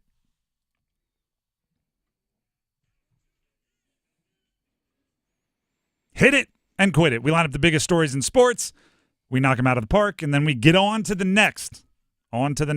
Starting with, I don't want this to go under the radar or swept under the rug because of the Canes trade, right, the nature of it. After last night's game, right, you score 4 goals, there's a shutout. What was everybody talking about? The 2 assists for Taylor Hall and Mikko Rantanen. Svech has leveled up the last couple of games here, and Andrei Svechnikov had 2 goals and an assist last night, which I think is important, right? There's always a danger to trading for a guy who has, even if it's not exactly like a somewhat similar skill set and role to somebody that's already on your team.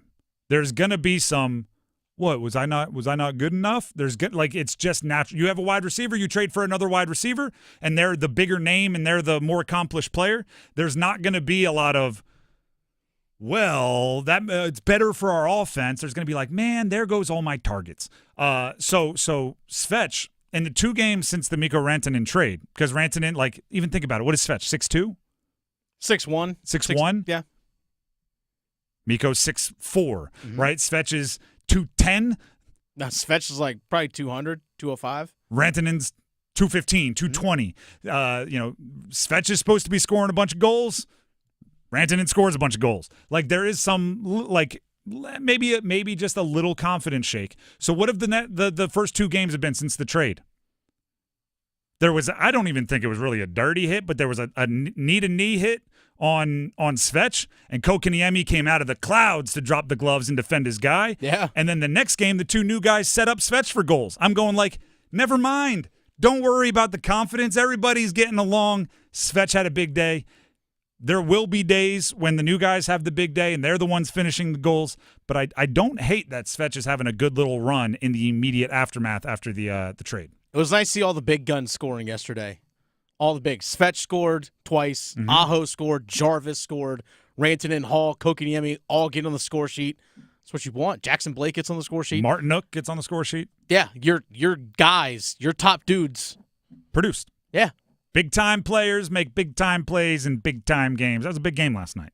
And I didn't want – it would be a disservice to Svech if he had a 3-point night and 2 goals and everybody came out the next day going, how about Rantanen and Hall? It's like, well, also Svech. He had a good day. And also Jarvis and Aho and all the other guys you mentioned. Let's quit that. Let's hit this. You like that? You like that? Drake May's in the Pro Bowl.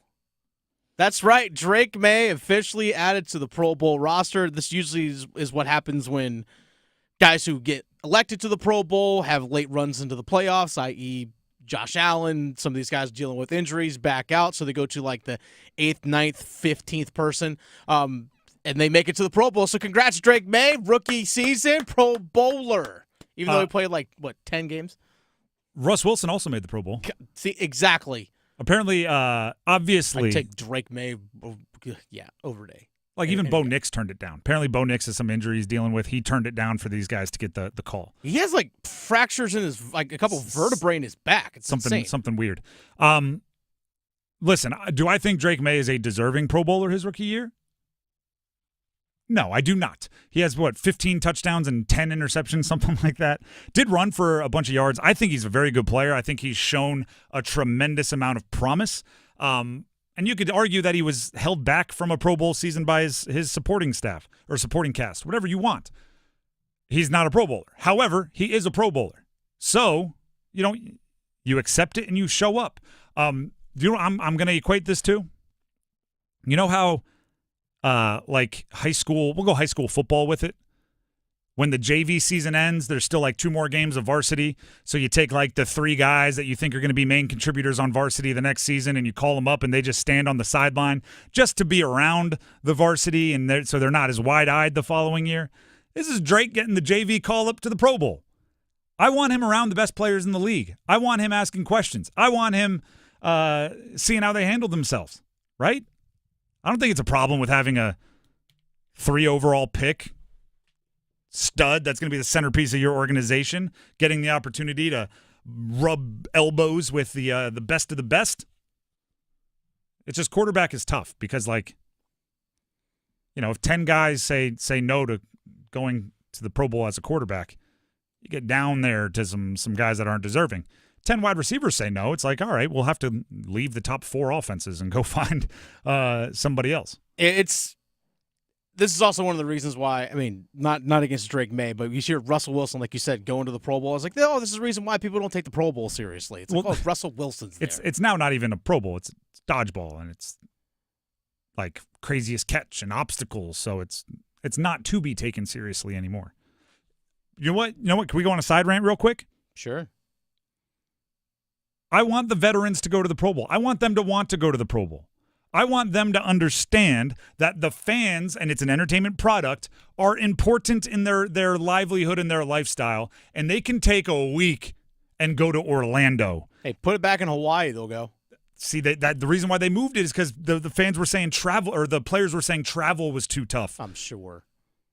We're not asking you to go to, I don't know, some terrible place in the middle of winter where it's 10 degrees outside and play a football game. Go play dodgeball. Or go stand off to the side and just let fans see you as people with personalities. Your off season can start 1 week later. Unless you have a wedding or something, make it happen. Let's quit that. Let's hit this. Because I spit hot fire. So this is a lesson that we all need to remember. Sometimes I forget, and I'm sure some of you do as well. But last week I think it was, we talked about this quarterback, Autori Newkirk. He is from the Virginia Beach area of Virginia. He committed to UNC, so he was a football commitment quarterback to Bill Belichick. At the time, all of the articles said he is unranked. He is unranked. He is an unranked recruit. He is a 2-star recruit. He is an unranked recruit. Which made some people go like, whoa, that's surprising, right? Bill Belichick brought in an unranked recruit. Wasn't as surprising when you remember that he also has Bryce Baker in that class, and he's one of the top, 10 quarterbacks in the country. So it probably was difficult to get a commitment from a high school recruit to go sign up to be the second quarterback in a class. Either way, Autori Newkirk commits.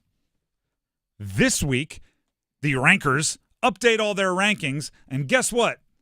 That unranked recruit, a 4-star as of today. Look at that.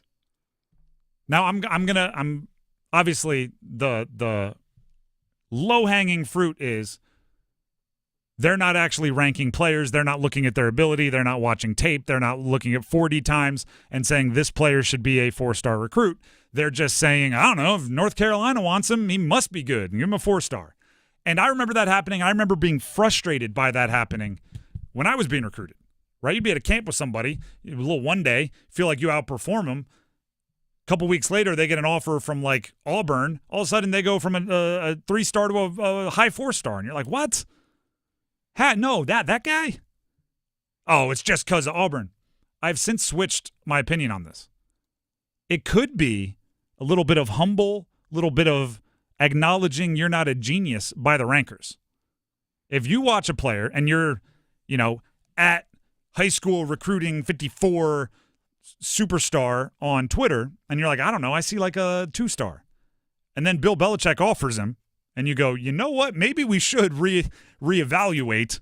That could be acknowledging that Bill Belichick might know more about football than you. I know Steve Logan, former ECU football coach, used to say this all the time when he was recruiting players. Someone would be a 2-star, and then all of a sudden they would get on UNC's radar or NC State's radar, and all of a sudden they're a 4-star. It's like, wait a second, the guy hasn't played any more football. Why is he all of a sudden a 4? It's because he's on UNC's radar. So, again, it's such an inexact science. I'll use this side thing just because I'm obsessed with the draft and fantasy football and everything. Do you know what is one of the best indicators for how good a player is going to be in the NFL? Talking fantasy football, so wide receiver, running back, tight end, quarterback. Okay. One of the best indicators. You think I'm going to say like yards per carry or, being on a national champ? No. Draft capital. How highly are you drafted? So it doesn't matter what all the mock drafters say and all the analysts say. The NFL teams that have entire staffs to develop and judge players, turns out they're pretty much better than any other stat you can come up with at saying this guy's going to be an NFL player. That's not to say there's not busts. It's just to say they kind of know what they're talking about. If they draft someone in the first round, that's a good indicator that they're a good player. So, like, if you're watching college football and a guy has no offers and you're watching and you're like, I think he's a 3-star, and then he gets an offer from Kirby Smart, Dabo Sweeney, Bill Belichick, and like, name your guy. All right, that's probably a good indicator that it's a good player. We should make him a 4-star. Like, having an offer from the best coaches in the country might be more indicative of being a good player than your high school stats in 40 time. That's just thought. That's just me thinking out loud. Let's quit that. Let's hit this. Let's do that hockey. By the way, shout out to Riley Stillman, Carolina Hurricanes last night. Made his debut for the Canes. It wasn't his NHL debut, but it was his debut in a Canes uniform. It's been up and down, or called up and down, even though he hasn't dressed for the Canes this season. Been playing a lot in Chicago of the American Hockey League. The name Stillman might ring with a lot of Canes fans. A little familiarity, a little deja vu. Where have I heard that before? His father, Corey Stillman, member of the Carolina Hurricanes back when they won the Stanley Cup in 2006, was teammates with Rob Brindamore with the organization for several seasons. Riley Stillman wore the same number 61, just like his dad did, which was really super cool to see. Kind of that callback. And he said, you know what? I'm dropping the gloves tonight. I'm the 7th defenseman. Fine. I'll sit in the box for 5 minutes after I beat this dude up. Drop the gloves. But by the way, proud papa.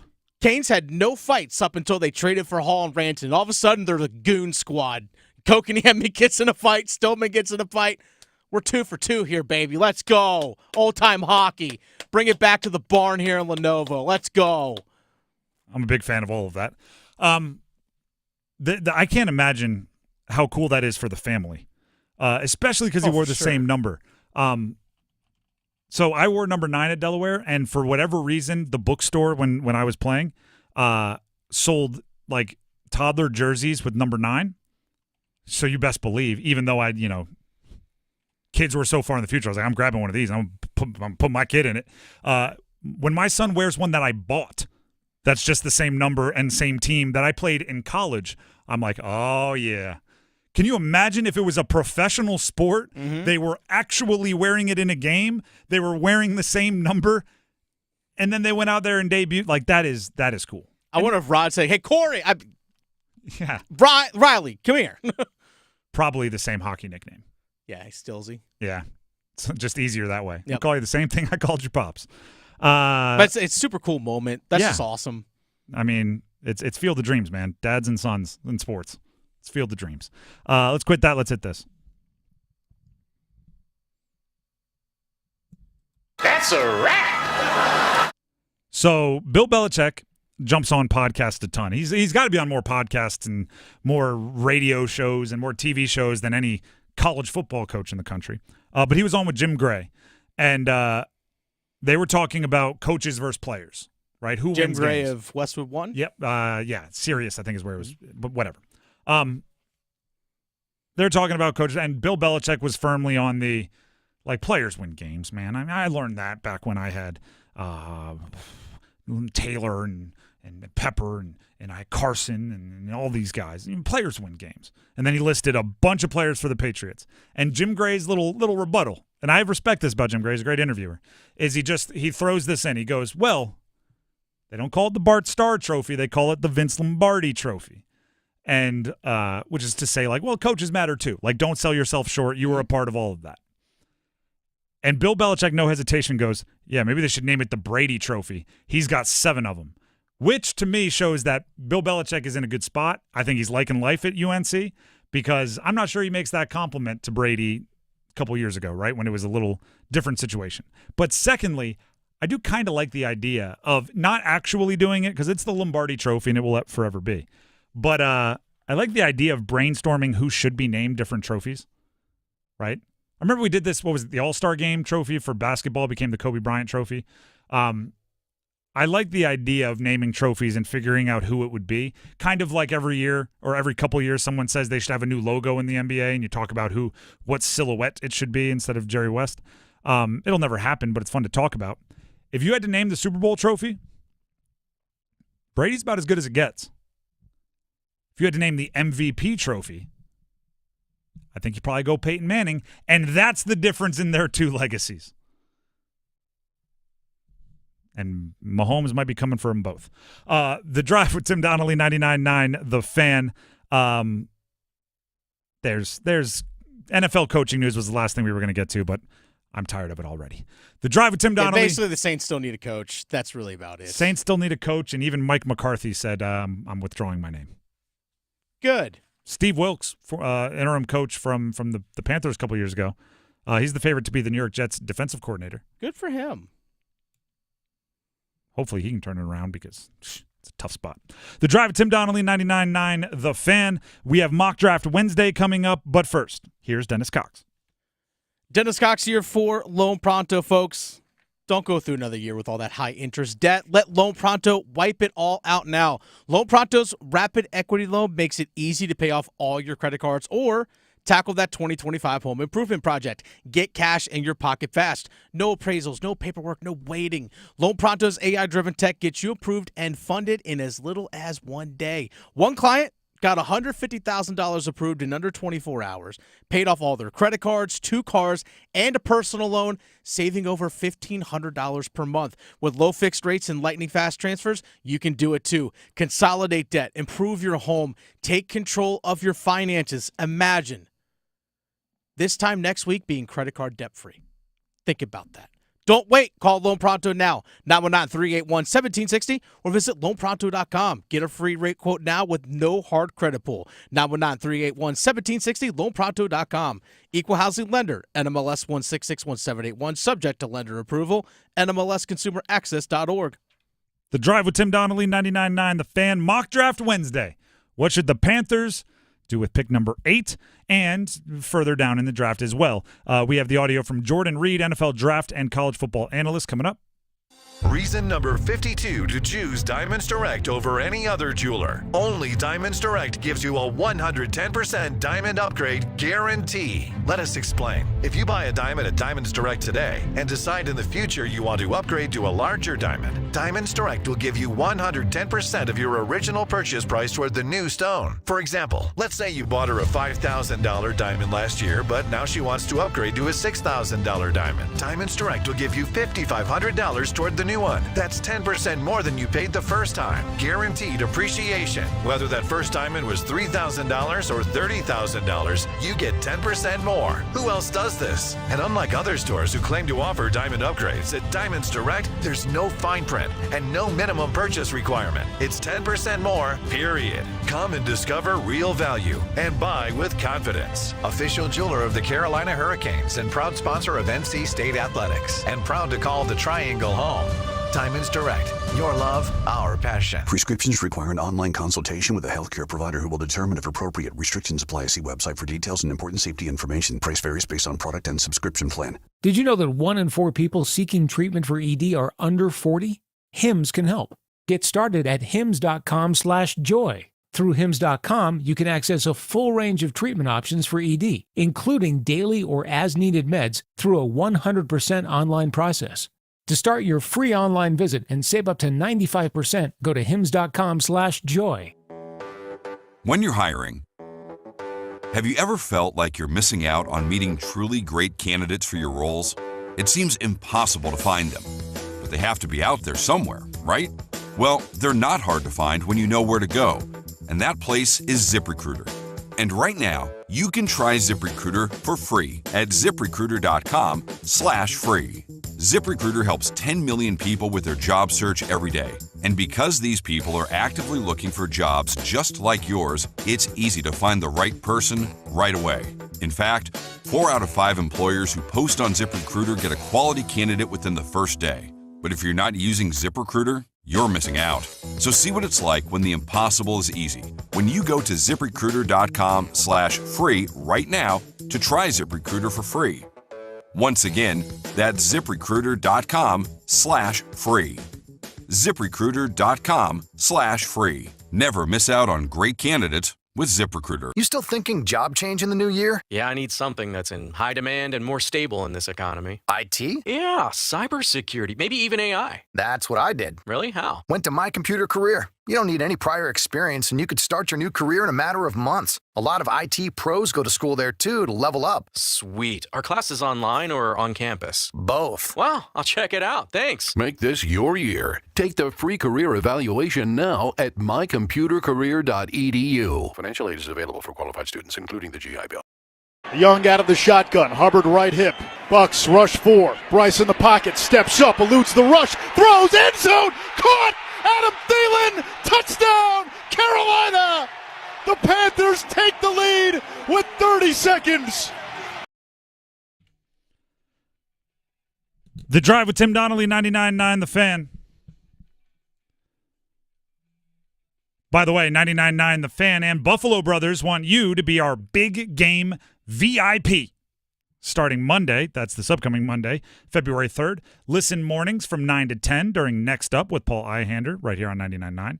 And afternoons during this show, The Drive with Tim Donnelly, for your chance to qualify for our football grand prize.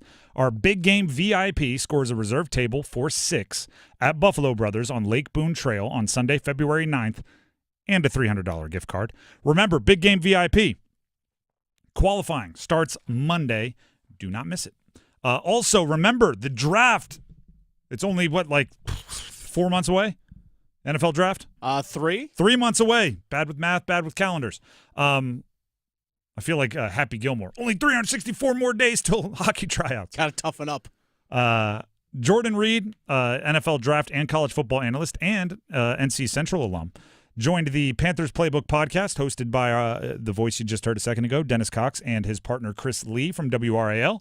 And they talked about the Panthers draft ideas, kind of lay of the land at this point in the process. With the acknowledgement, there's still a lot to go. There's still the Combine, Senior Bowl, Shrine Bowl going on, practices this week. But with that 8th overall pick, you'd very much like to have a pretty good plan as soon as you possibly can. And some of the names he brought up are, I think, interesting. Some of the names he brought up are also, I don't know if they're the splashiest names out there, so we should get acquainted with them very, very early, so we're not like, who? What? That guy? What? I wanted the big flashy name. Starting with Mason Graham. Jordan Reed on Panthers Playbook talking about the defensive lineman Mason Graham being a potential fit for the Panthers at number 8. I think he's the best interior defender in this year's draft class. He has heavy hands.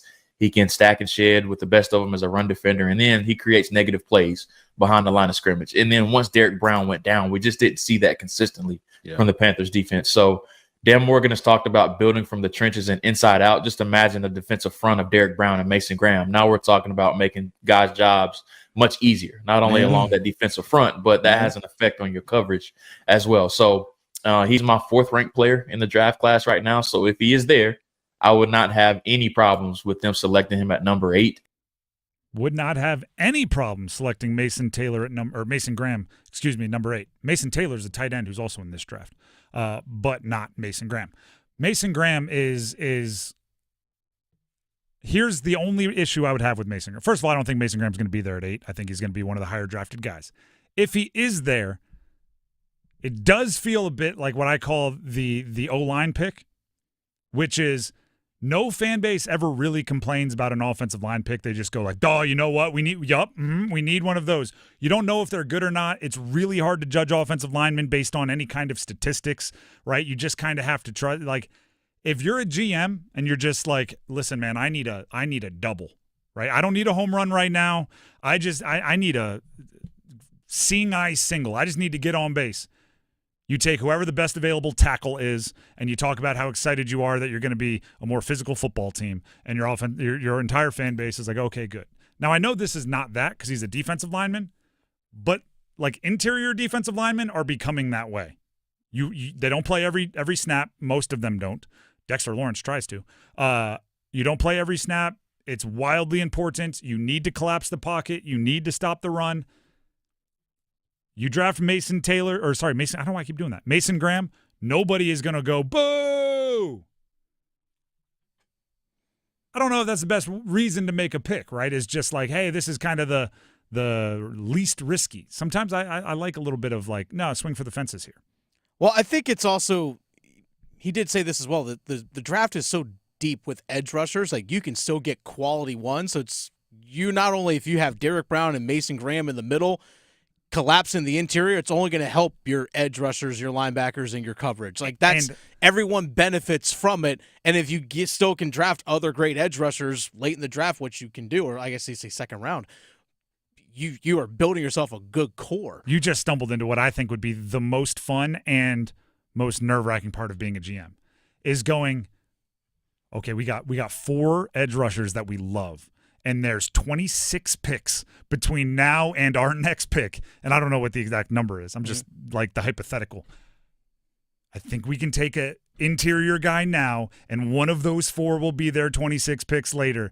And 26 picks or 32 picks or 35 picks doesn't sound like that much. If each one takes 10 minutes, sometimes there's an overnight break there. That's a long time to sit there and just stick to your guns. I think it would be electric. Or the other side is you could take someone like Jalen Walker, who's an outside linebacker for Georgia, and it's more, I would say, high upside, like, oh, my goodness, this could be a freaky athlete guy. And here's what Jordan Reed had to say about Jalen Walker. Mykel Williams, 6'5", 260 pounds. Or Mykel Williams, who's also an outside linebacker from Georgia. Now here's Jalen Walker. Jalen Walker, I believe, is the better player right now, just because of he reminds you a lot of Frankie Louvu, who's in Washington now, that was with the Panthers, more so of a jack. We love ourselves some Frankie Louvu. Right. We do. Right. That's my exact comp for him. So, you can use him all over the place. You can play him at defensive end. You can play him on the second level. He's just a game wrecker. That's what he is. And you guys have seen him this year. You saw him against Texas when he had 3 sacks. He was great in that game. He was great in the playoff when they had their initial game. So you're going to have to be a little creative with him just because he is a little bit undersized at about 6'2", 240 pounds, which is what he's listed at. You can't just continuously play him off of the edge just because he's not that long and strong type of guy that can hold up consistently. So he's more that jack of all trades that you want to move all over the place.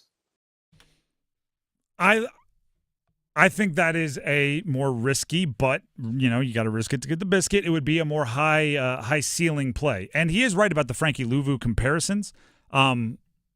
Frankie Louvu at the combine, or on his little combine NFL prospects profile here, 6'3", 235. As of right now, the same site, NFL.com, on their prospects page has Jalen Walker at 6'2", 245. So a little bit thicker, perhaps, which could let him be up in the trenches a bit more and Frankie Louvu off ball a bit more. Either way, they both got lightning in their shoes. This is something Chris and I had talked about when it comes to Jalen Walker. Because of his versatility, Ejiro Evero's in the last year of his contract, and if things don't turn around, he's probably not going to be back. So whatever defense that you bring in, he can fit into other defenses quite well, which, again, that versatility helps when you're transitioning from one system to another. I'd say Mason Graham is similar to that. Sure. But yes, I agree. And can we just squeeze? I hate that has to be part of your thought process in drafting is, our defense might be so bad that we got to get rid of the defensive coordinator next year. So let's make sure we have a contingency plan for that guy getting fired. It's just such it's why I say the Mike Tomlins of the world for so long, the Bill Belichick's of the world for so long, Harbaugh, Shanahan, just having job security and being able to make decisions without that kind of as your deal, knowing like I'm going to be around, the people I want to be around are going to be around.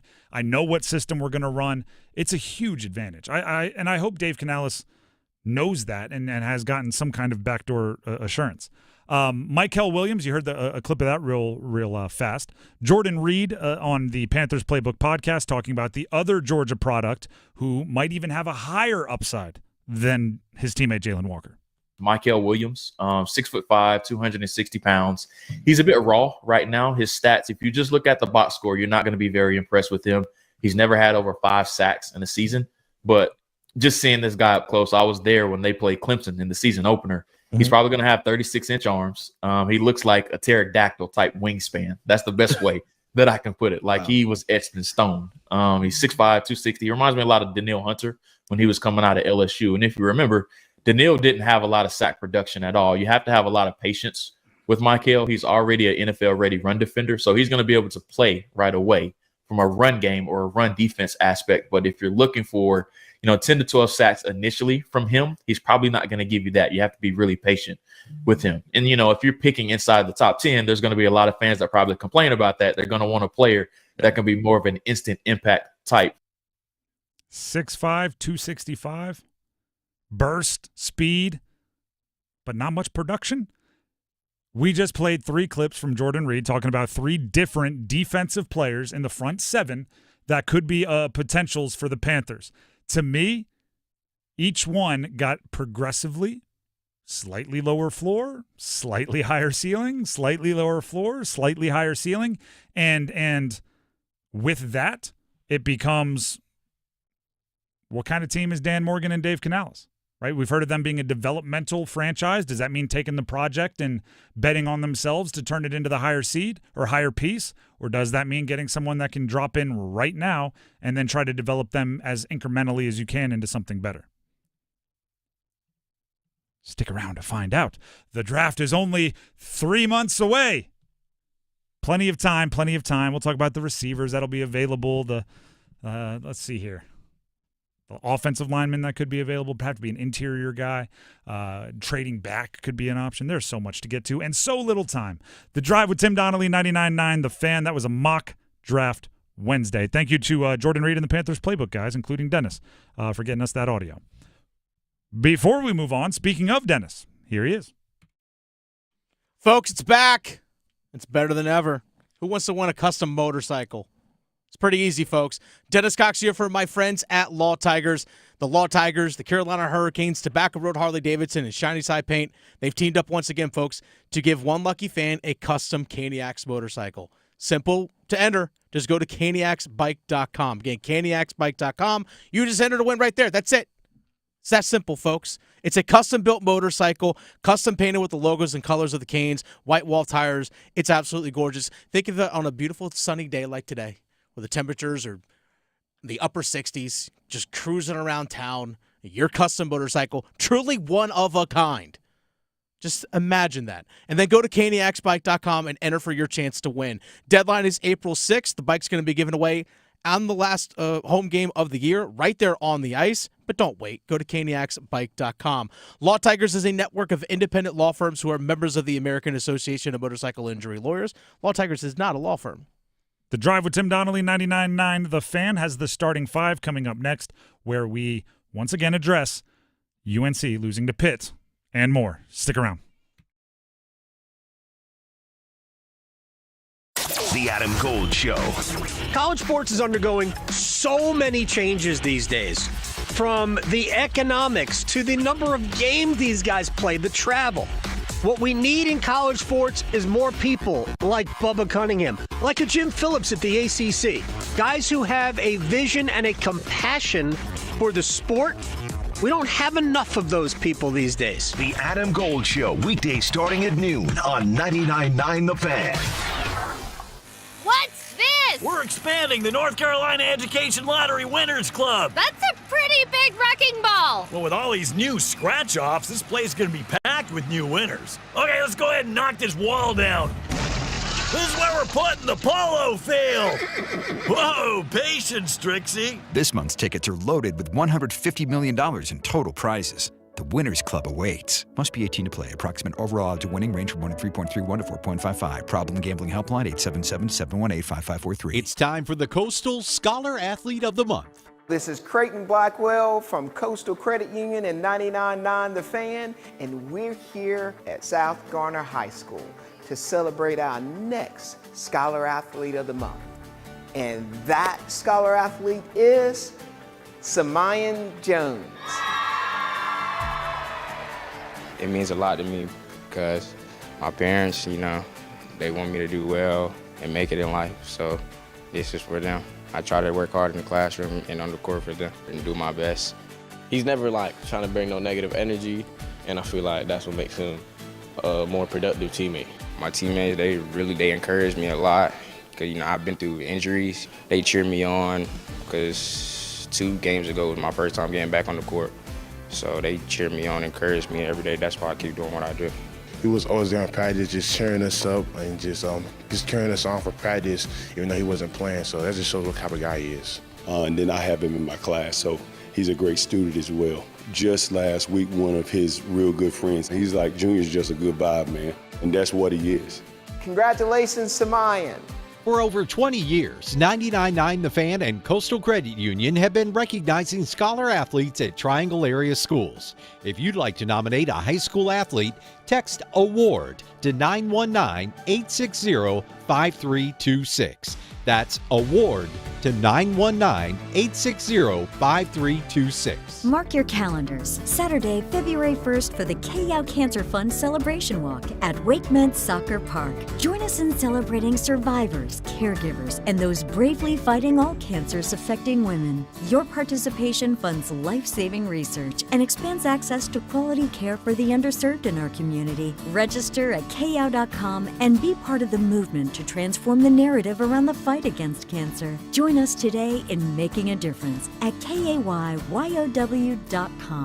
This hour of the Triangle Sports Leader is powered by Ritchie Law Firm, injury lawyers. Ritchie Law is on top of it. Go to RitchieLaw.com. That's RitchieLaw.com. They score!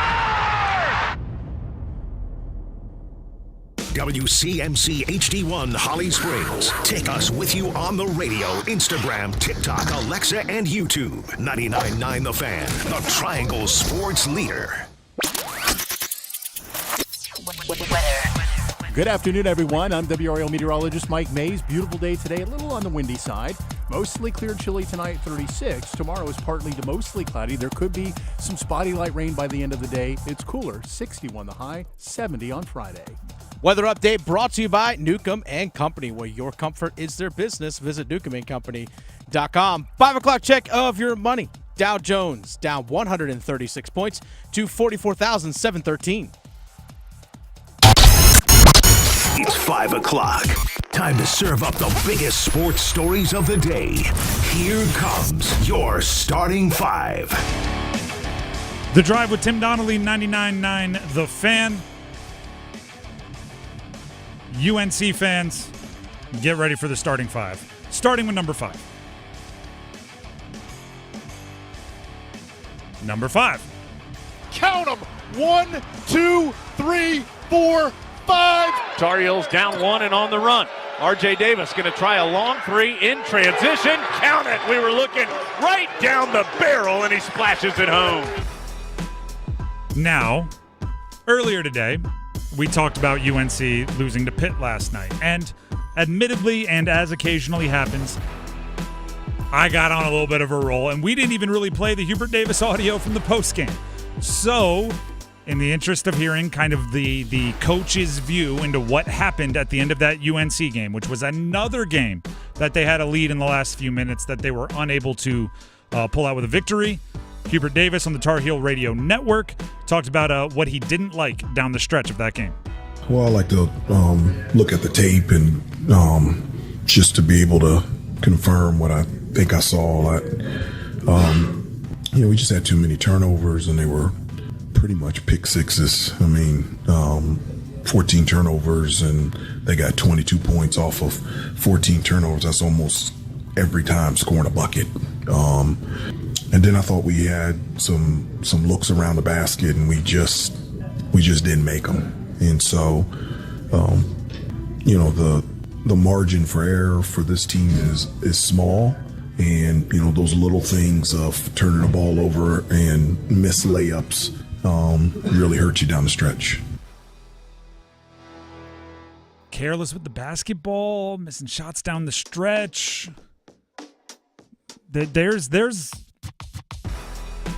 it is a difficult spot, don't get me wrong. And I always want to give coaches a little bit of grace after a tough loss, because they have to go to the post-game press conference, and there's nothing that's going to be said that makes it, oh, okay, never mind, that game was fine, right? Unless, something crazy like, well, our pregame meal had bad oysters and everybody was sick. If that's the case, all right, fine.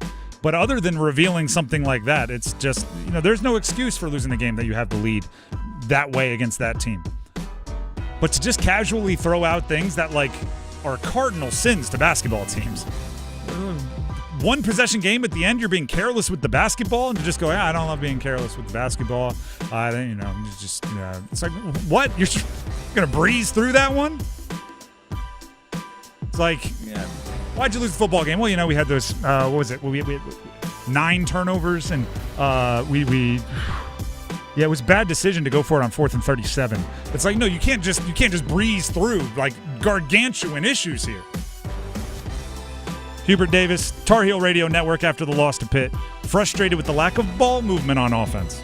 Yeah, they switched defensively and switched everything, 1 through 5, on and off the ball. And, when teams do that, they make you into an isolation one-on-one team. And in those situations, I felt like there were a number of times where we just over-dribbled, and a lack of ball movement, and just an inability to make them pay for switching 1 through 5. And so those are things that we got to go back and work on, because moving forward, teams are going to play us that way, and we've got to be able to execute when teams do play us that way. I have another issue. Again, nothing that he could say there is going to make us go, oh, all right, that Pitt loss is okay. But, so they switched everything, huh? Pitt, they switched everything. Okay. Don't you have a 5th-year perimeter player that you could put the ball in the hands of, and he's probably seen it before? Don't you have a junior in Seth Trimble? By the way, that the graduate 5th year is RJ Davis. Don't you have a junior in Seth Trimble? Don't you have a sophomore in Elliot Cadeau? These are experienced players. If they don't have it by now, hopefully, now we need to come up with an answer for if somebody switches everything, so next time we know how to attack.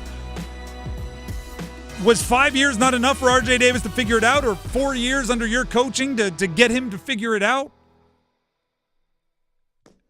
It's they switched everything. Yeah, some teams do that.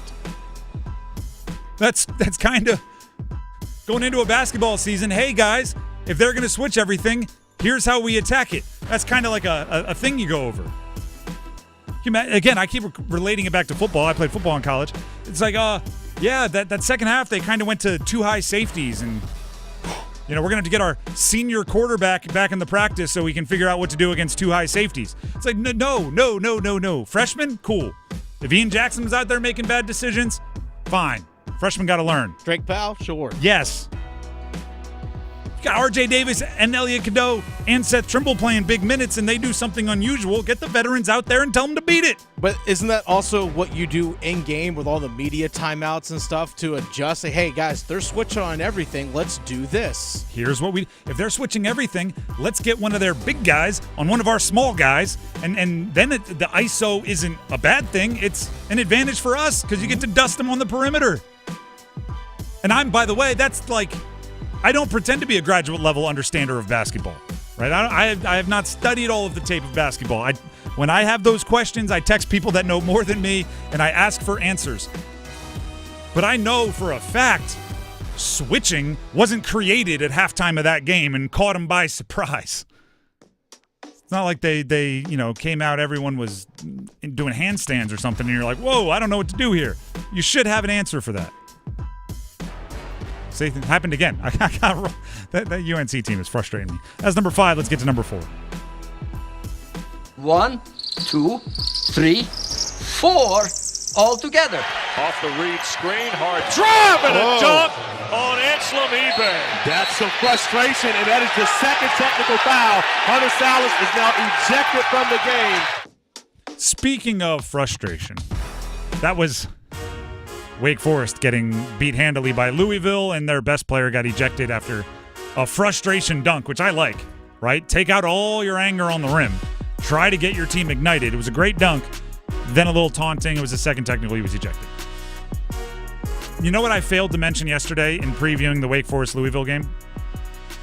That statement games work both ways. I highlighted that was such a big statement game opportunity for Wake Forest to announce to the league that they were staking claim as the second or third best team in the ACC. And it's not that they didn't play a tough schedule. They're a good team in this. You could also make a statement the other way, which is, yeah, what your fears are kind of warranted. It was quick. They were down 26-11 quick. And then from that point on, Louisville just kind of rode it out. Outside of Duke, which I guess you just put them in their own category, not just in the state of North Carolina, but in the ACC right now. Outside of Duke, the state of North Carolina teams have wet the bed in statement opportunity games this year. Every time we go into a game and we're saying like North Carolina State, NC State, this one can be the one that rights the ship. Oh, this one for UNC, they can put it all together. Those games just have not gone well. And then Wake Forest got in on the act last night. They shot a high. It's the same as UNC, right? I could take UNC versus Pitt or Wake Forest versus Louisville and say this. The team from the state of North Carolina shot a higher percentage than their opponent. They made a higher percentage of their shots. They rebounded better. They shot better from three. And they lost the game. That's finding a way to lose. Now, the difference for Wake Forest, right? This isn't, now I'm just talking Wake Forest, Louisville. 10-point difference at the free throw line. So get to the line, right? Draw contact, force the issue, and 6 turnovers. 6 more turnovers than Louisville. That's all it takes to go from tight ball game to losing by 13, 14 points and it not really being a game. They got to the free throw line more, they hit more free throws, and you turned the ball over more. That's all it took. That's all it took. And Wake Forest, again, speaking of similar, I'm just going to, change the team names and write down the same notes. Wake Forest is a veteran squad, right? If you feel the refs have a ticky-tack whistle on you, adjust. You're a veteran. If you're turning the ball over a lot as a team, slow it down, figure it out, be more precise. Hunter Salas was pretty good. Efton Reed had a double-double. He was getting pushed around early down low, but you finished with 13 rebounds and double-digit points. As his role, like that, he's not expected to be a 20-10 guy. Like he's a dirty worker, screen setter, rebounder. He did his job. Just about everybody else had a tough day at the office. That's number 3. I say with a question mark. 4. Should we go to number 3? All right, let's do that.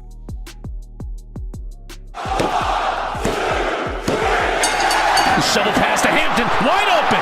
30, 20, 10, touchdown Tar Heels.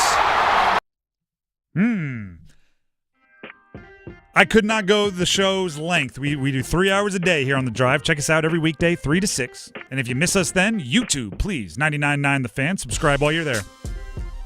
I have to talk at least twice about my favorite discovery of the last 48 hours.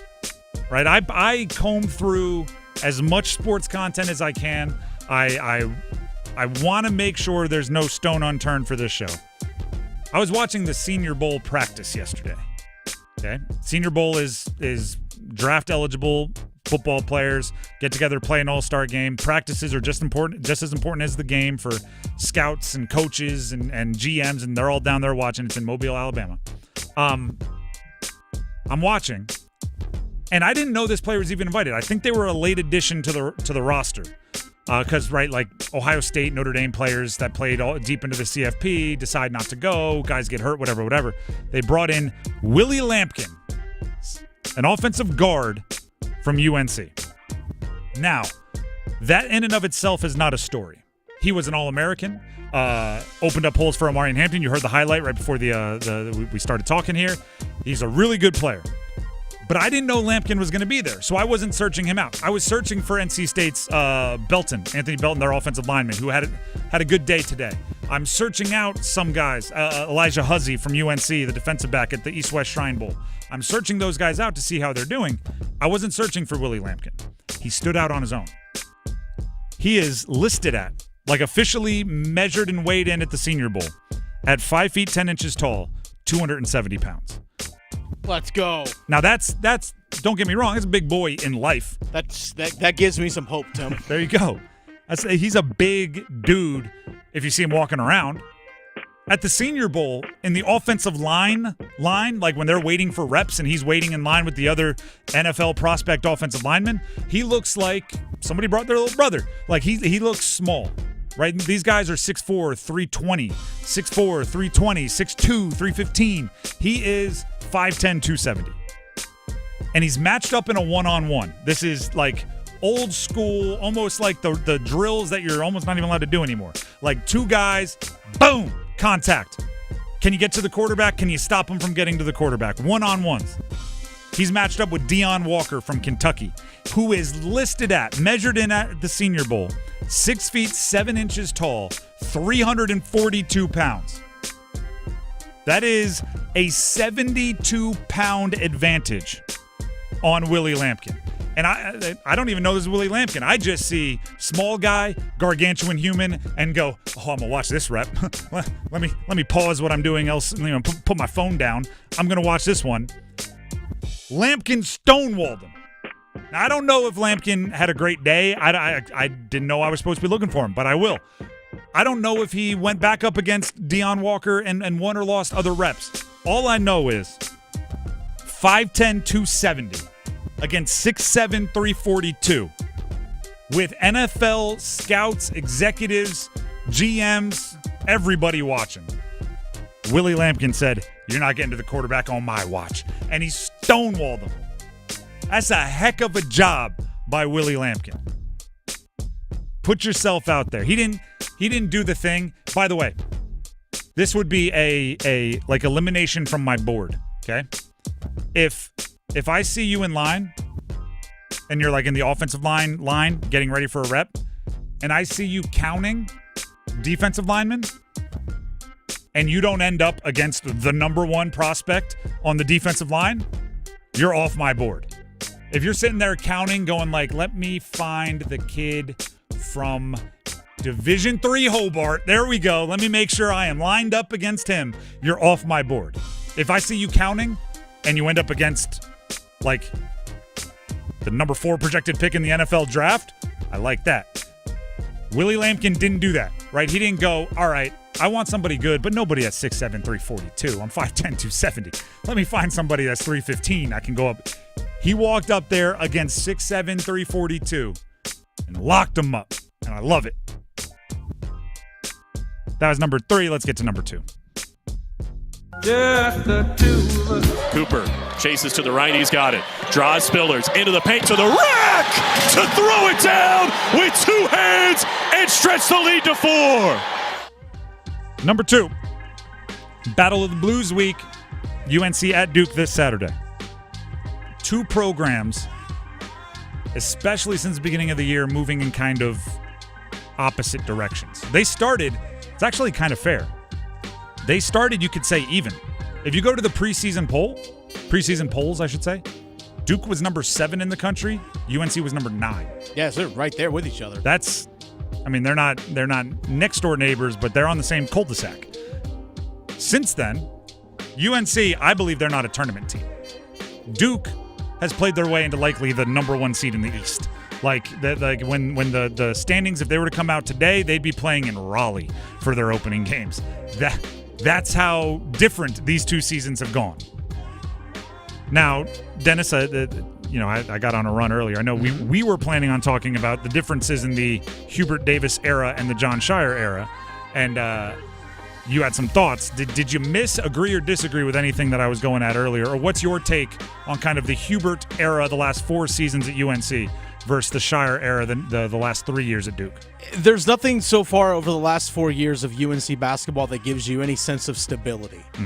That's the big thing, is because it was a late first season run by Hubert Davis, which, if you're going to struggle in the first year as a head coach, you're the first year as a head coach. There's some grace that's there. But when you make a run to the national championship game and hey, maybe that was just a team and a coach figuring it out together. Oh, but there are 4 starters coming back.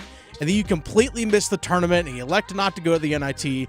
Then last year you put a team together where you make a Sweet 16 run, which I actually thought they had the makings of getting to a Final Four. They ran into an Alabama team that was really good and got to a Final Four themselves. But then this year you come back, it's okay, can you build off of it? And there hasn't been any build. It's been, hey, good, nothing.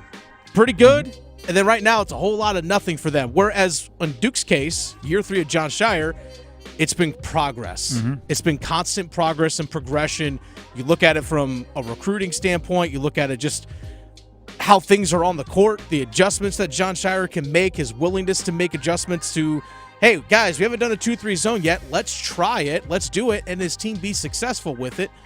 I don't know. It's, to me, there's stability and ascension with Duke basketball right now, coming off of their run with Coach K as their head coach for how many decades? But coming off of Roy Williams, it's been nothing but peaks and valleys for UNC basketball. And if I'm a Carolina fan, that's got to frustrate the hell out of me. There's a lot to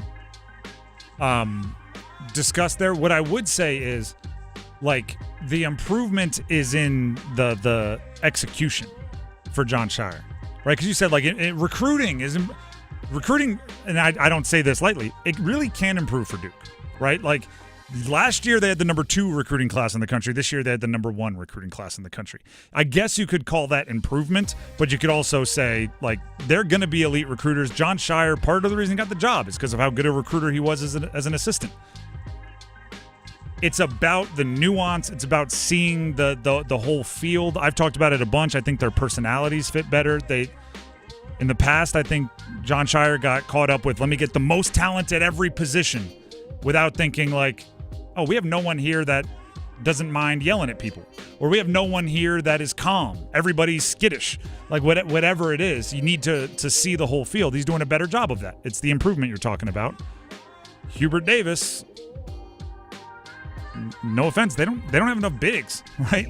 You didn't see the whole roster. You don't have the guy that RJ Davis needs to play off of. You're missing a pretty significant deal of the success that you had last year. And when you hear the words from Hubert Davis saying a couple games ago after their game against Boston College, saying, yeah, we sometimes lack motivation on defense. They were able to find it there at the end of the game, but it's wait, your team's lacking motivation?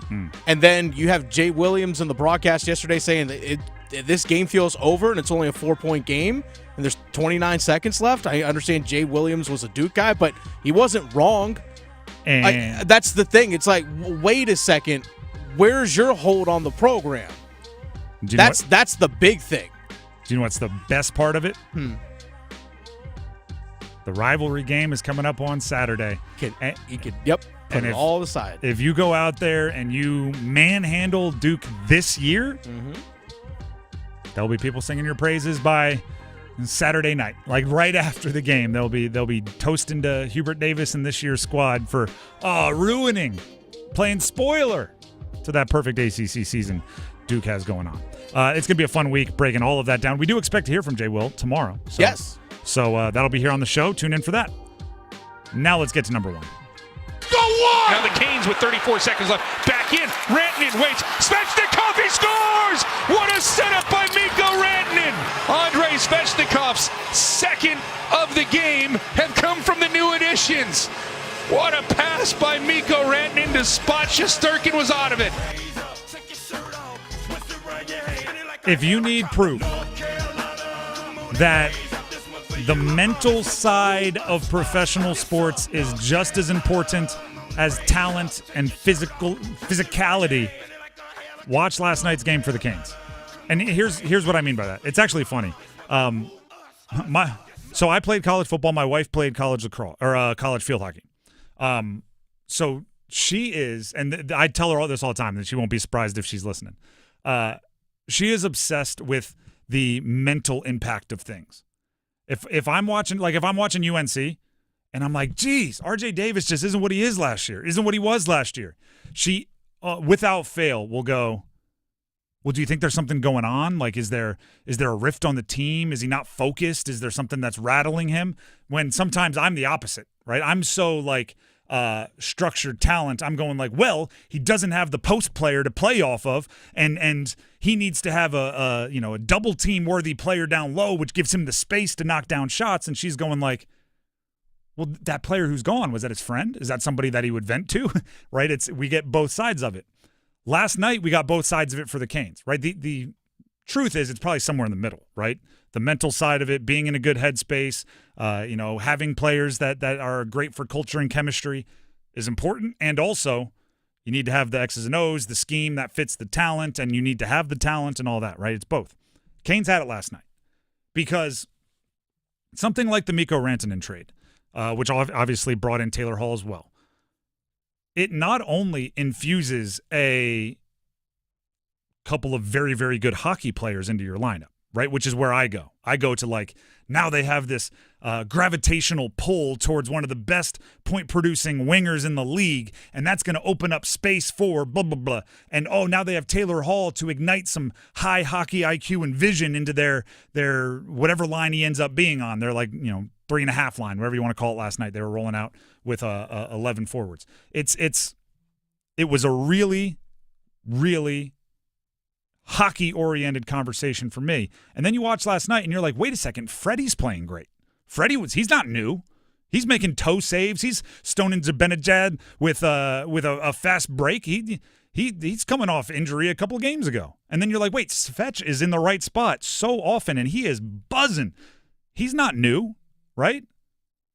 Oh, look at this. Martinook's playing great. He's not new. And I'm not saying these guys were playing bad before, but it's a trade like that is the front office saying, I think this roster can win a cup, right? I think we're ready. This is the all-in move. This is the let's go get it move. And how does that not impact everyone's confidence? They come out in a game like that against the Rangers, they look like they're projected to win by 10 goals, right? They're just strutting differently. They score right away. Then they score again. Then they dominate puck possession. Then they hit the third period, score a couple more, and dominate puck possession. That's just a good vibes team. And it's both, right? Because part of me says, look at Svetch. He's got 2 points, or he's got 2 goals and 3 points. He's doing great. He's not new. And then my analytic mind goes, well, guess what? It was set up beautifully by Taylor Hall, and then it was set up beautifully by Rantanen. And it's, if you have guys with great vision, sure, Svetch is going to score more goals. But then my wife's mind, right, the social mind, is going to go, now everybody on that ice felt more confident, right? And the culture is tight. You talked about it, Dennis. 2 fights in 2 games since the right? It's you hope it's not like a new thing where you're just, hey, it's like goon squad now. We're going to average 1 fight a game. But part of it is also like, no, the intensity is higher. If we feel like you wrong us, we're protecting something here, and we have guys that need to be playing those roles. So Stillman showed up, and he lasted like 20 minutes of like actual, not his ice time, of like total game time before he's dropping the gloves. Oh man, it was mid first period. That's right. Like I'm saying, like 20 minutes of real time. Yeah, like puck drop 7:10, 7:24. Yeah. Stillman's fighting. Yeah, exactly. He spent 24 to 29 in the box. Like that's it's not just adding 2 players of high hockey skill. It's also what that represents to everybody on the team, which is we believe in you, go win. And that's exactly what they did last night. It was 4-zippy. Love it. Take that, Rangers. The Drive with Tim Donnelly, 99.9 The Fan. We have numbers game contestants that we need to get on the phones. But first, Dennis Cox. Folks, Dennis Cox here for ESPN Bet Sportsbook. The best time of year for football is finally here. The big game has arrived, and fans are excited to see who will be hoisting the trophy in New Orleans. You can get in on all the action at ESPN Bet Sportsbook. Check out their big game giveaway promo for your chance at $1 million in prizes. 25 winners will walk away with $10K in cash, and 7,500 winners will get $100 in bonus bets. No deposit or bet required. Opt in today in the ESPN Bet Sportsbook app. Must be 21 plus. Gambling problem? Call 877-718-5543 or visit morethanagame.nc.gov. Terms and conditions apply. See app for details. We need numbers game contestants. We have Jason Aldean tickets that someone out there is going to win. Jason Aldean is coming to Coastal Credit Union Music Park on August 21st for their Full Throttle Tour. Special guests Nate Smith, Ray Lynn, and DJ Silver. Tickets on sale Friday. That's this Friday at 10 a.m. But if you don't want to wait, if you can't wait, if you need the tickets, call in now. We need 2 contestants, and somebody's going to win some Jason Aldean tickets, a pair. The number to call is 919-860-5326. That's 919-860-5326. Numbers game coming up. Evan, Canty, and Michelle are unsportsmanlike. The Eagles' run game is based on the offensive line. Saquon Barkley does a great job with making second and third level defenders miss, but he's 15, 20 yards downfield. He doesn't get touched for 20 yards. I have a hard time saying that guy is the most important player on the team when nobody touches him for 2 first downs. Mornings from 6 to 9 on 99.9 The Fan, the Triangle Sports Leader. Why choose a Sleep Number smart bed? Can I make my side softer? Can I make my side firmer? Can we sleep cooler? Sleep Number does that. Cools up to 8 times faster and lets you choose your ideal comfort on either side. Your Sleep Number setting. And now save 50% on the new Sleep Number limited edition smart bed. Limited time. Exclusively at a Sleep Number store near you. Learn more at sleepnumber.com.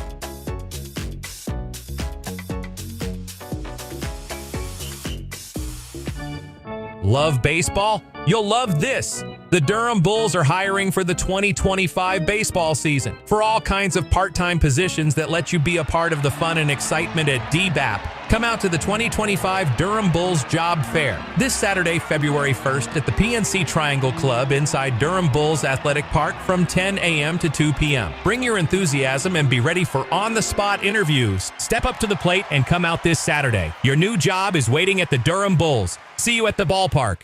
It's bow time. A leg and thigh dinner from Bojangles for just $5.99? Leg and thigh dinner from Bojangles for just $5.99? So crispy. So crispy. And juicy. And juicy. So much flavor. So much. Stop it. What are you doing? What? You expect me to get this delicious deal and not say anything? You're unbelievable. You're unbelievable. With a boldly seasoned leg and thigh, choice of fixin', a biscuit, and legendary iced tea, it's a deal so good it's worth repeating. So eat and repeat while it lasts. It's bow time. There's no time like bow time. And there's no time like now to stop what you're doing and join with the K.O. Cancer Fund in the fight against all cancers affecting women. Now through February 1st, Triangle Area Bojangles are donating all proceeds from Bowberry biscuit sales to the K.O. Cancer Fund. Just buy a Bowberry biscuit. You'll be doing some good and getting something good. So what are you waiting for? Hurry, it's bow time. What could you do with an extra $75,000 right now, or even a couple $100,000? If you own a home, you can get that money in less than a week with Loan Pronto. Hey, it's Dennis Cox. Loan Pronto is the leader in quickly converting your home equity into cold, hard cash. You can pay off all your credit cards or start that home remodel. Loan Pronto has several easy options to let you access the cash from your home. There's virtually no paperwork, no cumbersome process, no junk fees, and often no appraisal. Listen. The average homeowner now has over $300,000 in equity. That's your money. Use it. One client got $150,000 out and paid off all their credit cards, 2 car loans, and a personal loan, cutting their monthly expenses by $1,500. You can get approved in as little as 1 day. So act now with no hard credit pull up front. LoanPronto.com, 919-381-1760. Get the money you need for anything. 919-381-1760, LoanPronto.com. Equal housing lender, NMLS 1661781, subject to lender approval, NMLSconsumeraccess.org.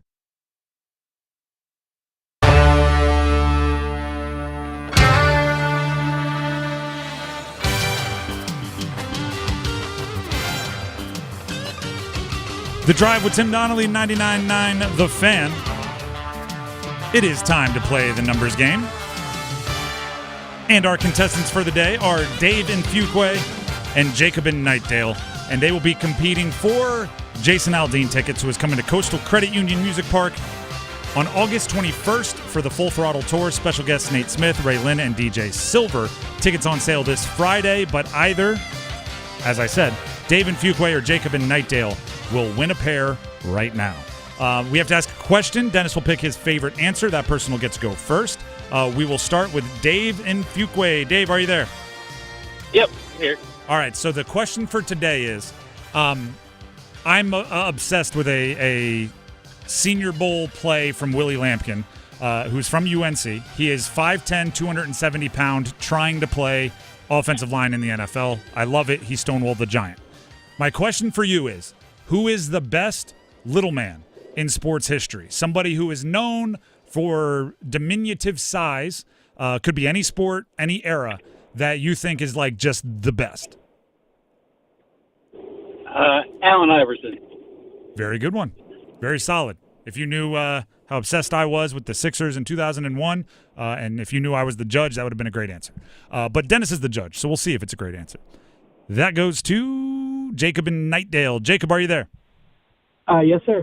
All right, same question to you. In honor of Willie Lampkin being a baller at 5'10", 270 at the Senior Bowl, who is the best little man, person known for their diminutive stature in sports history? Spud Webb. Spud Webb, another good one. 2 basketball players. Dennis, which one are you going with?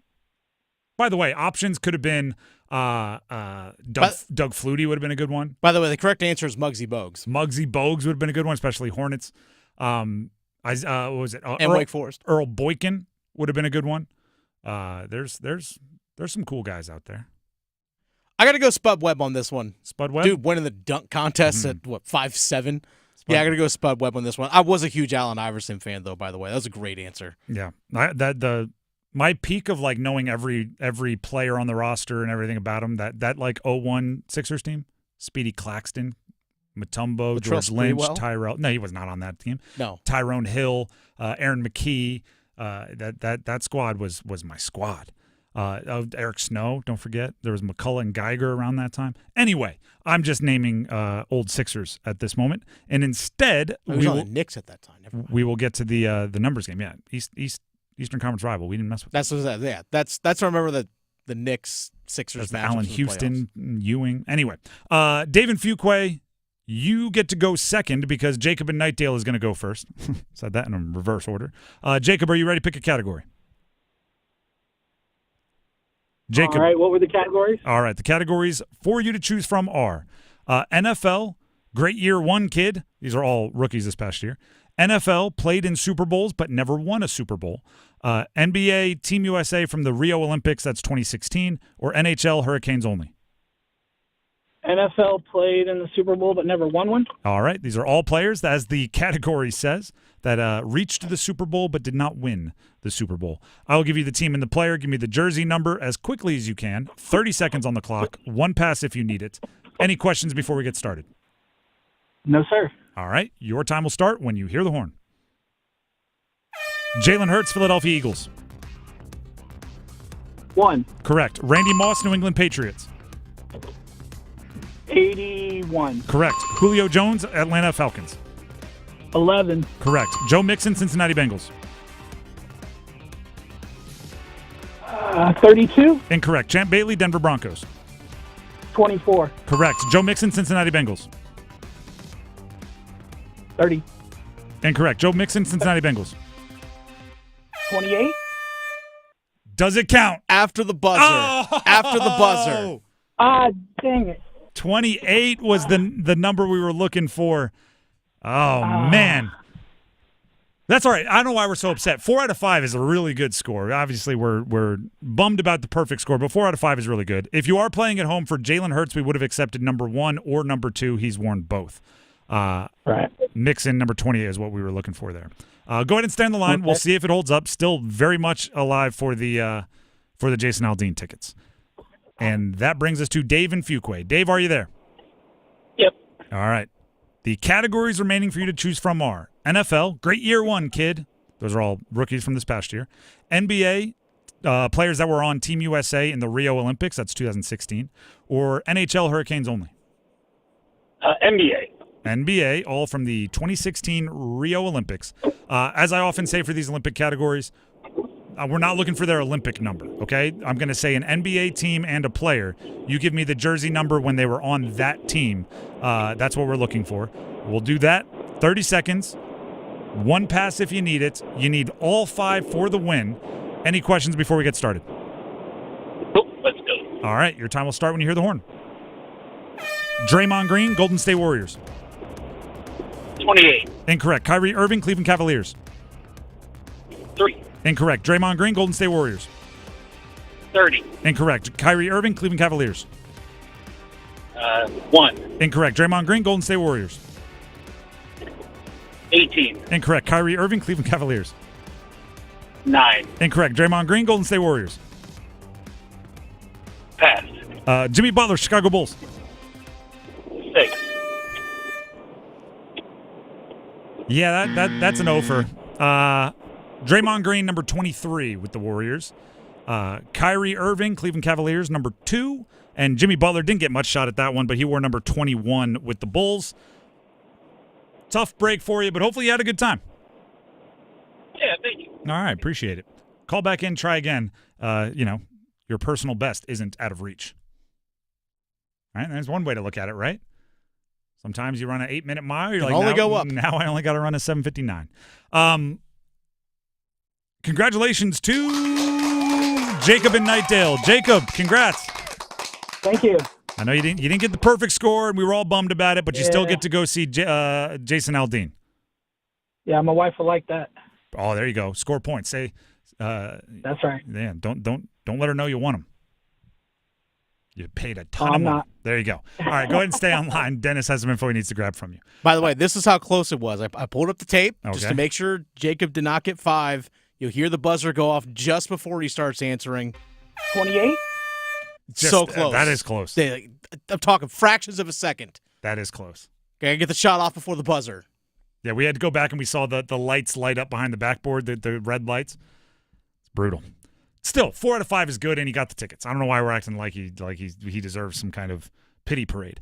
The drive of Tim Donnelly, 99.9 The Fan. Speaking of tiny little fractions that seem really, really important, sometimes they actually are really, really important, right? The difference between making a buzzer beater, not getting it off in time. The difference between an interest rate that gets your monthly payment something manageable and an interest rate that gets your monthly payment something that makes you stretch.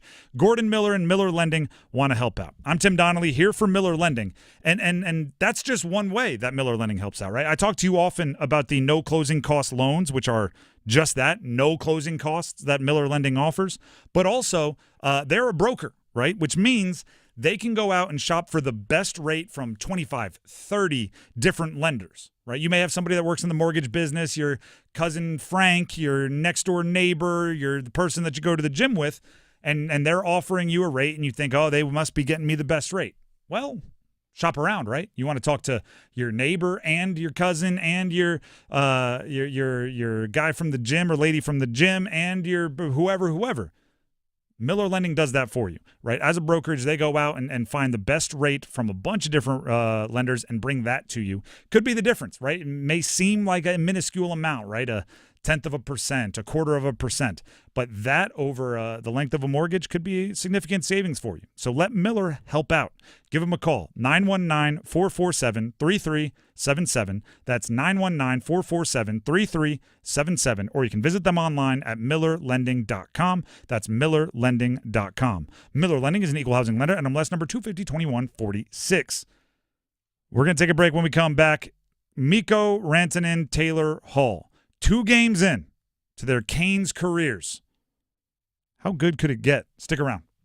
Breaking news, and this one is almost unbelievable. Yeah, it's all about new customers at Bet365 because they get $150 in bonus bets when they bet $5, win or lose. And even better, bonus bets can be used on the spread, totals, and player props. There you have it. Bet $5 to get $150 in bonus bets, win or lose.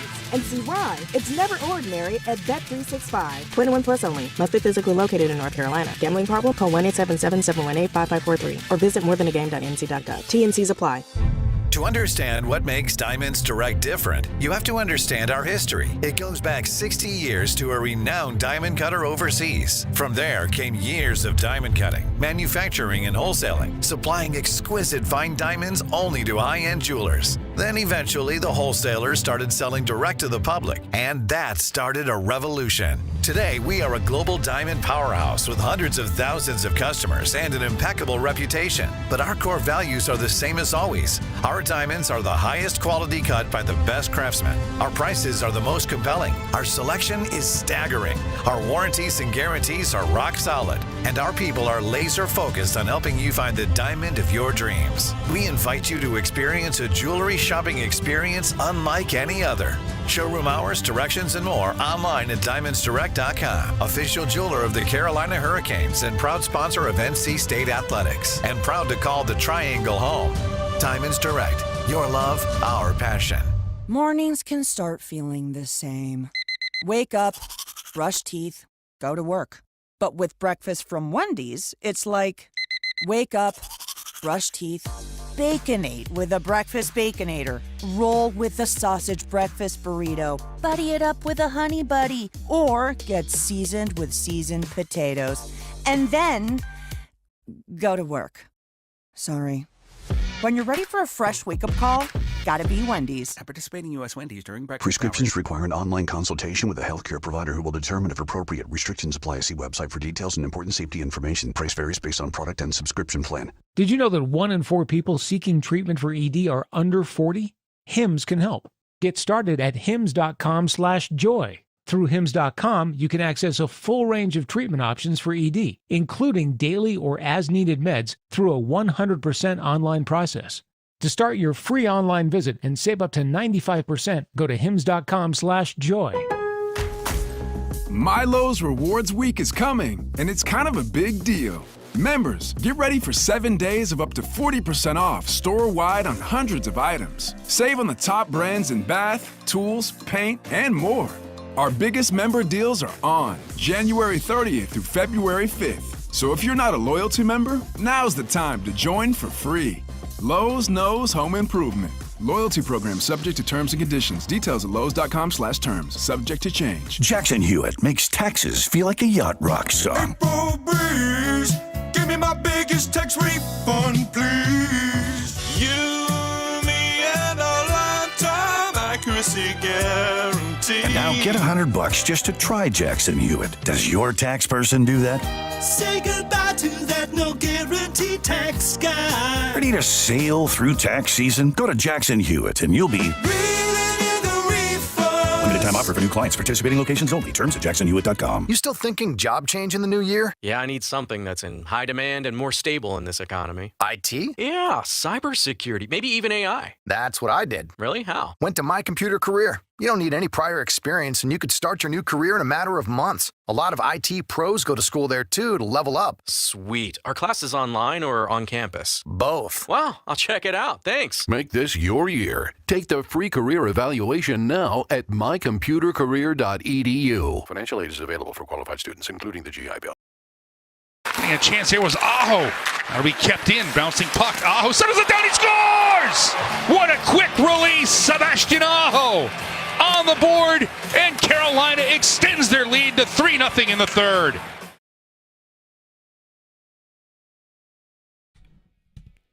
The Drive with Tim Donnelly, 99.9 The Fan. Mikko Rantanen, Taylor Hall. 2 games in.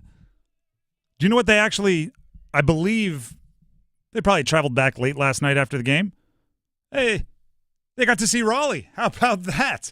Let's go. Let's get them some bowl boxes, some Krispy Kreme, bottles of Texas Pete hot sauce, some cheer wine. Welcome home, am I right? Cookout tray. Give it all to them. Their adjustment in life is going to be something they have to deal with, just moving across country. But it appears as if, and there will be speed wobbles along the way, that the adjustment on the ice happened pretty quick. And the irony is, yesterday we spent a decent part of our show saying, don't let your expectations get too crazy, right? Don't get out ahead of your skis. Don't put the cart before the horse. If If they don't put up, 3 goals between the two of them, don't freak out. And then they went out there and pretty much controlled the ice for most of the game in a rivalry game on the road to start it out, right? Taylor Hall, Dennis, I think you were the one who said you've never seen a player control as much while getting 0 shots on goal. Yeah, it's amazing how much offensive impact he had. And the way he was able to control the puck when he was on the ice, hold on to pucks, just creative for so many other people. It's like, looked at the stats, but no shots on goal? Yeah, and he was just setting guys up, and like one of Svetch goals set up by Taylor Hall, the other set up by Mikko Rantanen. His vision was just like, whoa, like he's seeing stuff cross the ice, diagonal passes, like the pass he made to Svetch on that goal 56 seconds into the game. It's like, okay, so all right. So now combine the last two things we just talked about. Us saying this isn't as good as it's going to get. Don't freak out if it doesn't look like how you want it to, and then it looked great. Combine those two. If it's getting better than it was last night, I can't wait, right? If you play that exact game, I think over and over and over again at the same level, Rantanen's going to score. He had a really good look that Igor got his pad on, which is going to happen when you're playing Igor Shesterkin, the goalie for the Rangers. Probably could have been a little bit more aggressive, but didn't have to. Like there's going to be moments where they score. There's going to be those moments, but if that's what that roster, those lines look like without more than, 2 days of chemistry, I want to see what they look like with 2 weeks of chemistry. I want to see what they look like with a month of chemistry. I want to see what happens when they can start, doing the I know where you are before you know you're going to be there thing, which will happen because they're all, and they brought 2 of them in, extremely high hockey IQ players, right? They're not toolsy projects. They're showing up with fully formed ideas of what to do, and now you just need to get on the same page. Rod Brindamore after the game talked about the scoring chances and transition that the new players helped add. The players we've added, we're going to probably see a little more of that kind of stuff versus maybe some of the others, the way we've been playing. So there's a little transition going on here, but we get open ice with the players we've added. I think you're going to see a little more of that. How about it? See a little more of that? Right, I said this earlier, but I want to emphasize it. 4 goals leads you to believe, right? If you're just scoreboard watching or stat watching, right, just checking the box score, you're busy, you see 4 goals, you probably think, like, wow, that's an unusually bad day for Igor Shesterkin, right? He's usually pretty good. He was pretty good. Right, he robbed some goals from the Canes. They just had so many high leverage chances. He still gave up 4 goals, and the Canes were still buzzing. And like if you give, Jarvis had 15 seconds to set up the puck on put it on a tee like a golfer, and from right in front, like judge the wind. Yeah, he threw some grass up, talked to his caddy, and then buried the shot. Like that's going to happen if you're playing as well and moving as well as they are. But even more so, right? I like that Mikko picked up the interception, right, on the back check that took away a really high leverage chance for Panarin. Freddie Anderson had a day that was going really, really well. And if you kind of give a good look to Panarin and he scores, who knows what unravels from there. But he's where he should be on the back check. I said it earlier. Rod Brindamore has to squeal with joy, like a child on Christmas when he sees his new 100-point scorer doing the thing that Canes forwards are known for, which is getting back and playing the entire ice. Rantanen's physical ability pops on screen. The attention that he draws is noticeable. Taylor Hall's IQ, I didn't think it would, I think that would be something, or I thought that would be something that we noticed over time. Just, wow, that back line's really, or that the fourth line has really been improved over time. It happened immediately. And now you know what happens next, right? Home game versus Chicago on Thursday.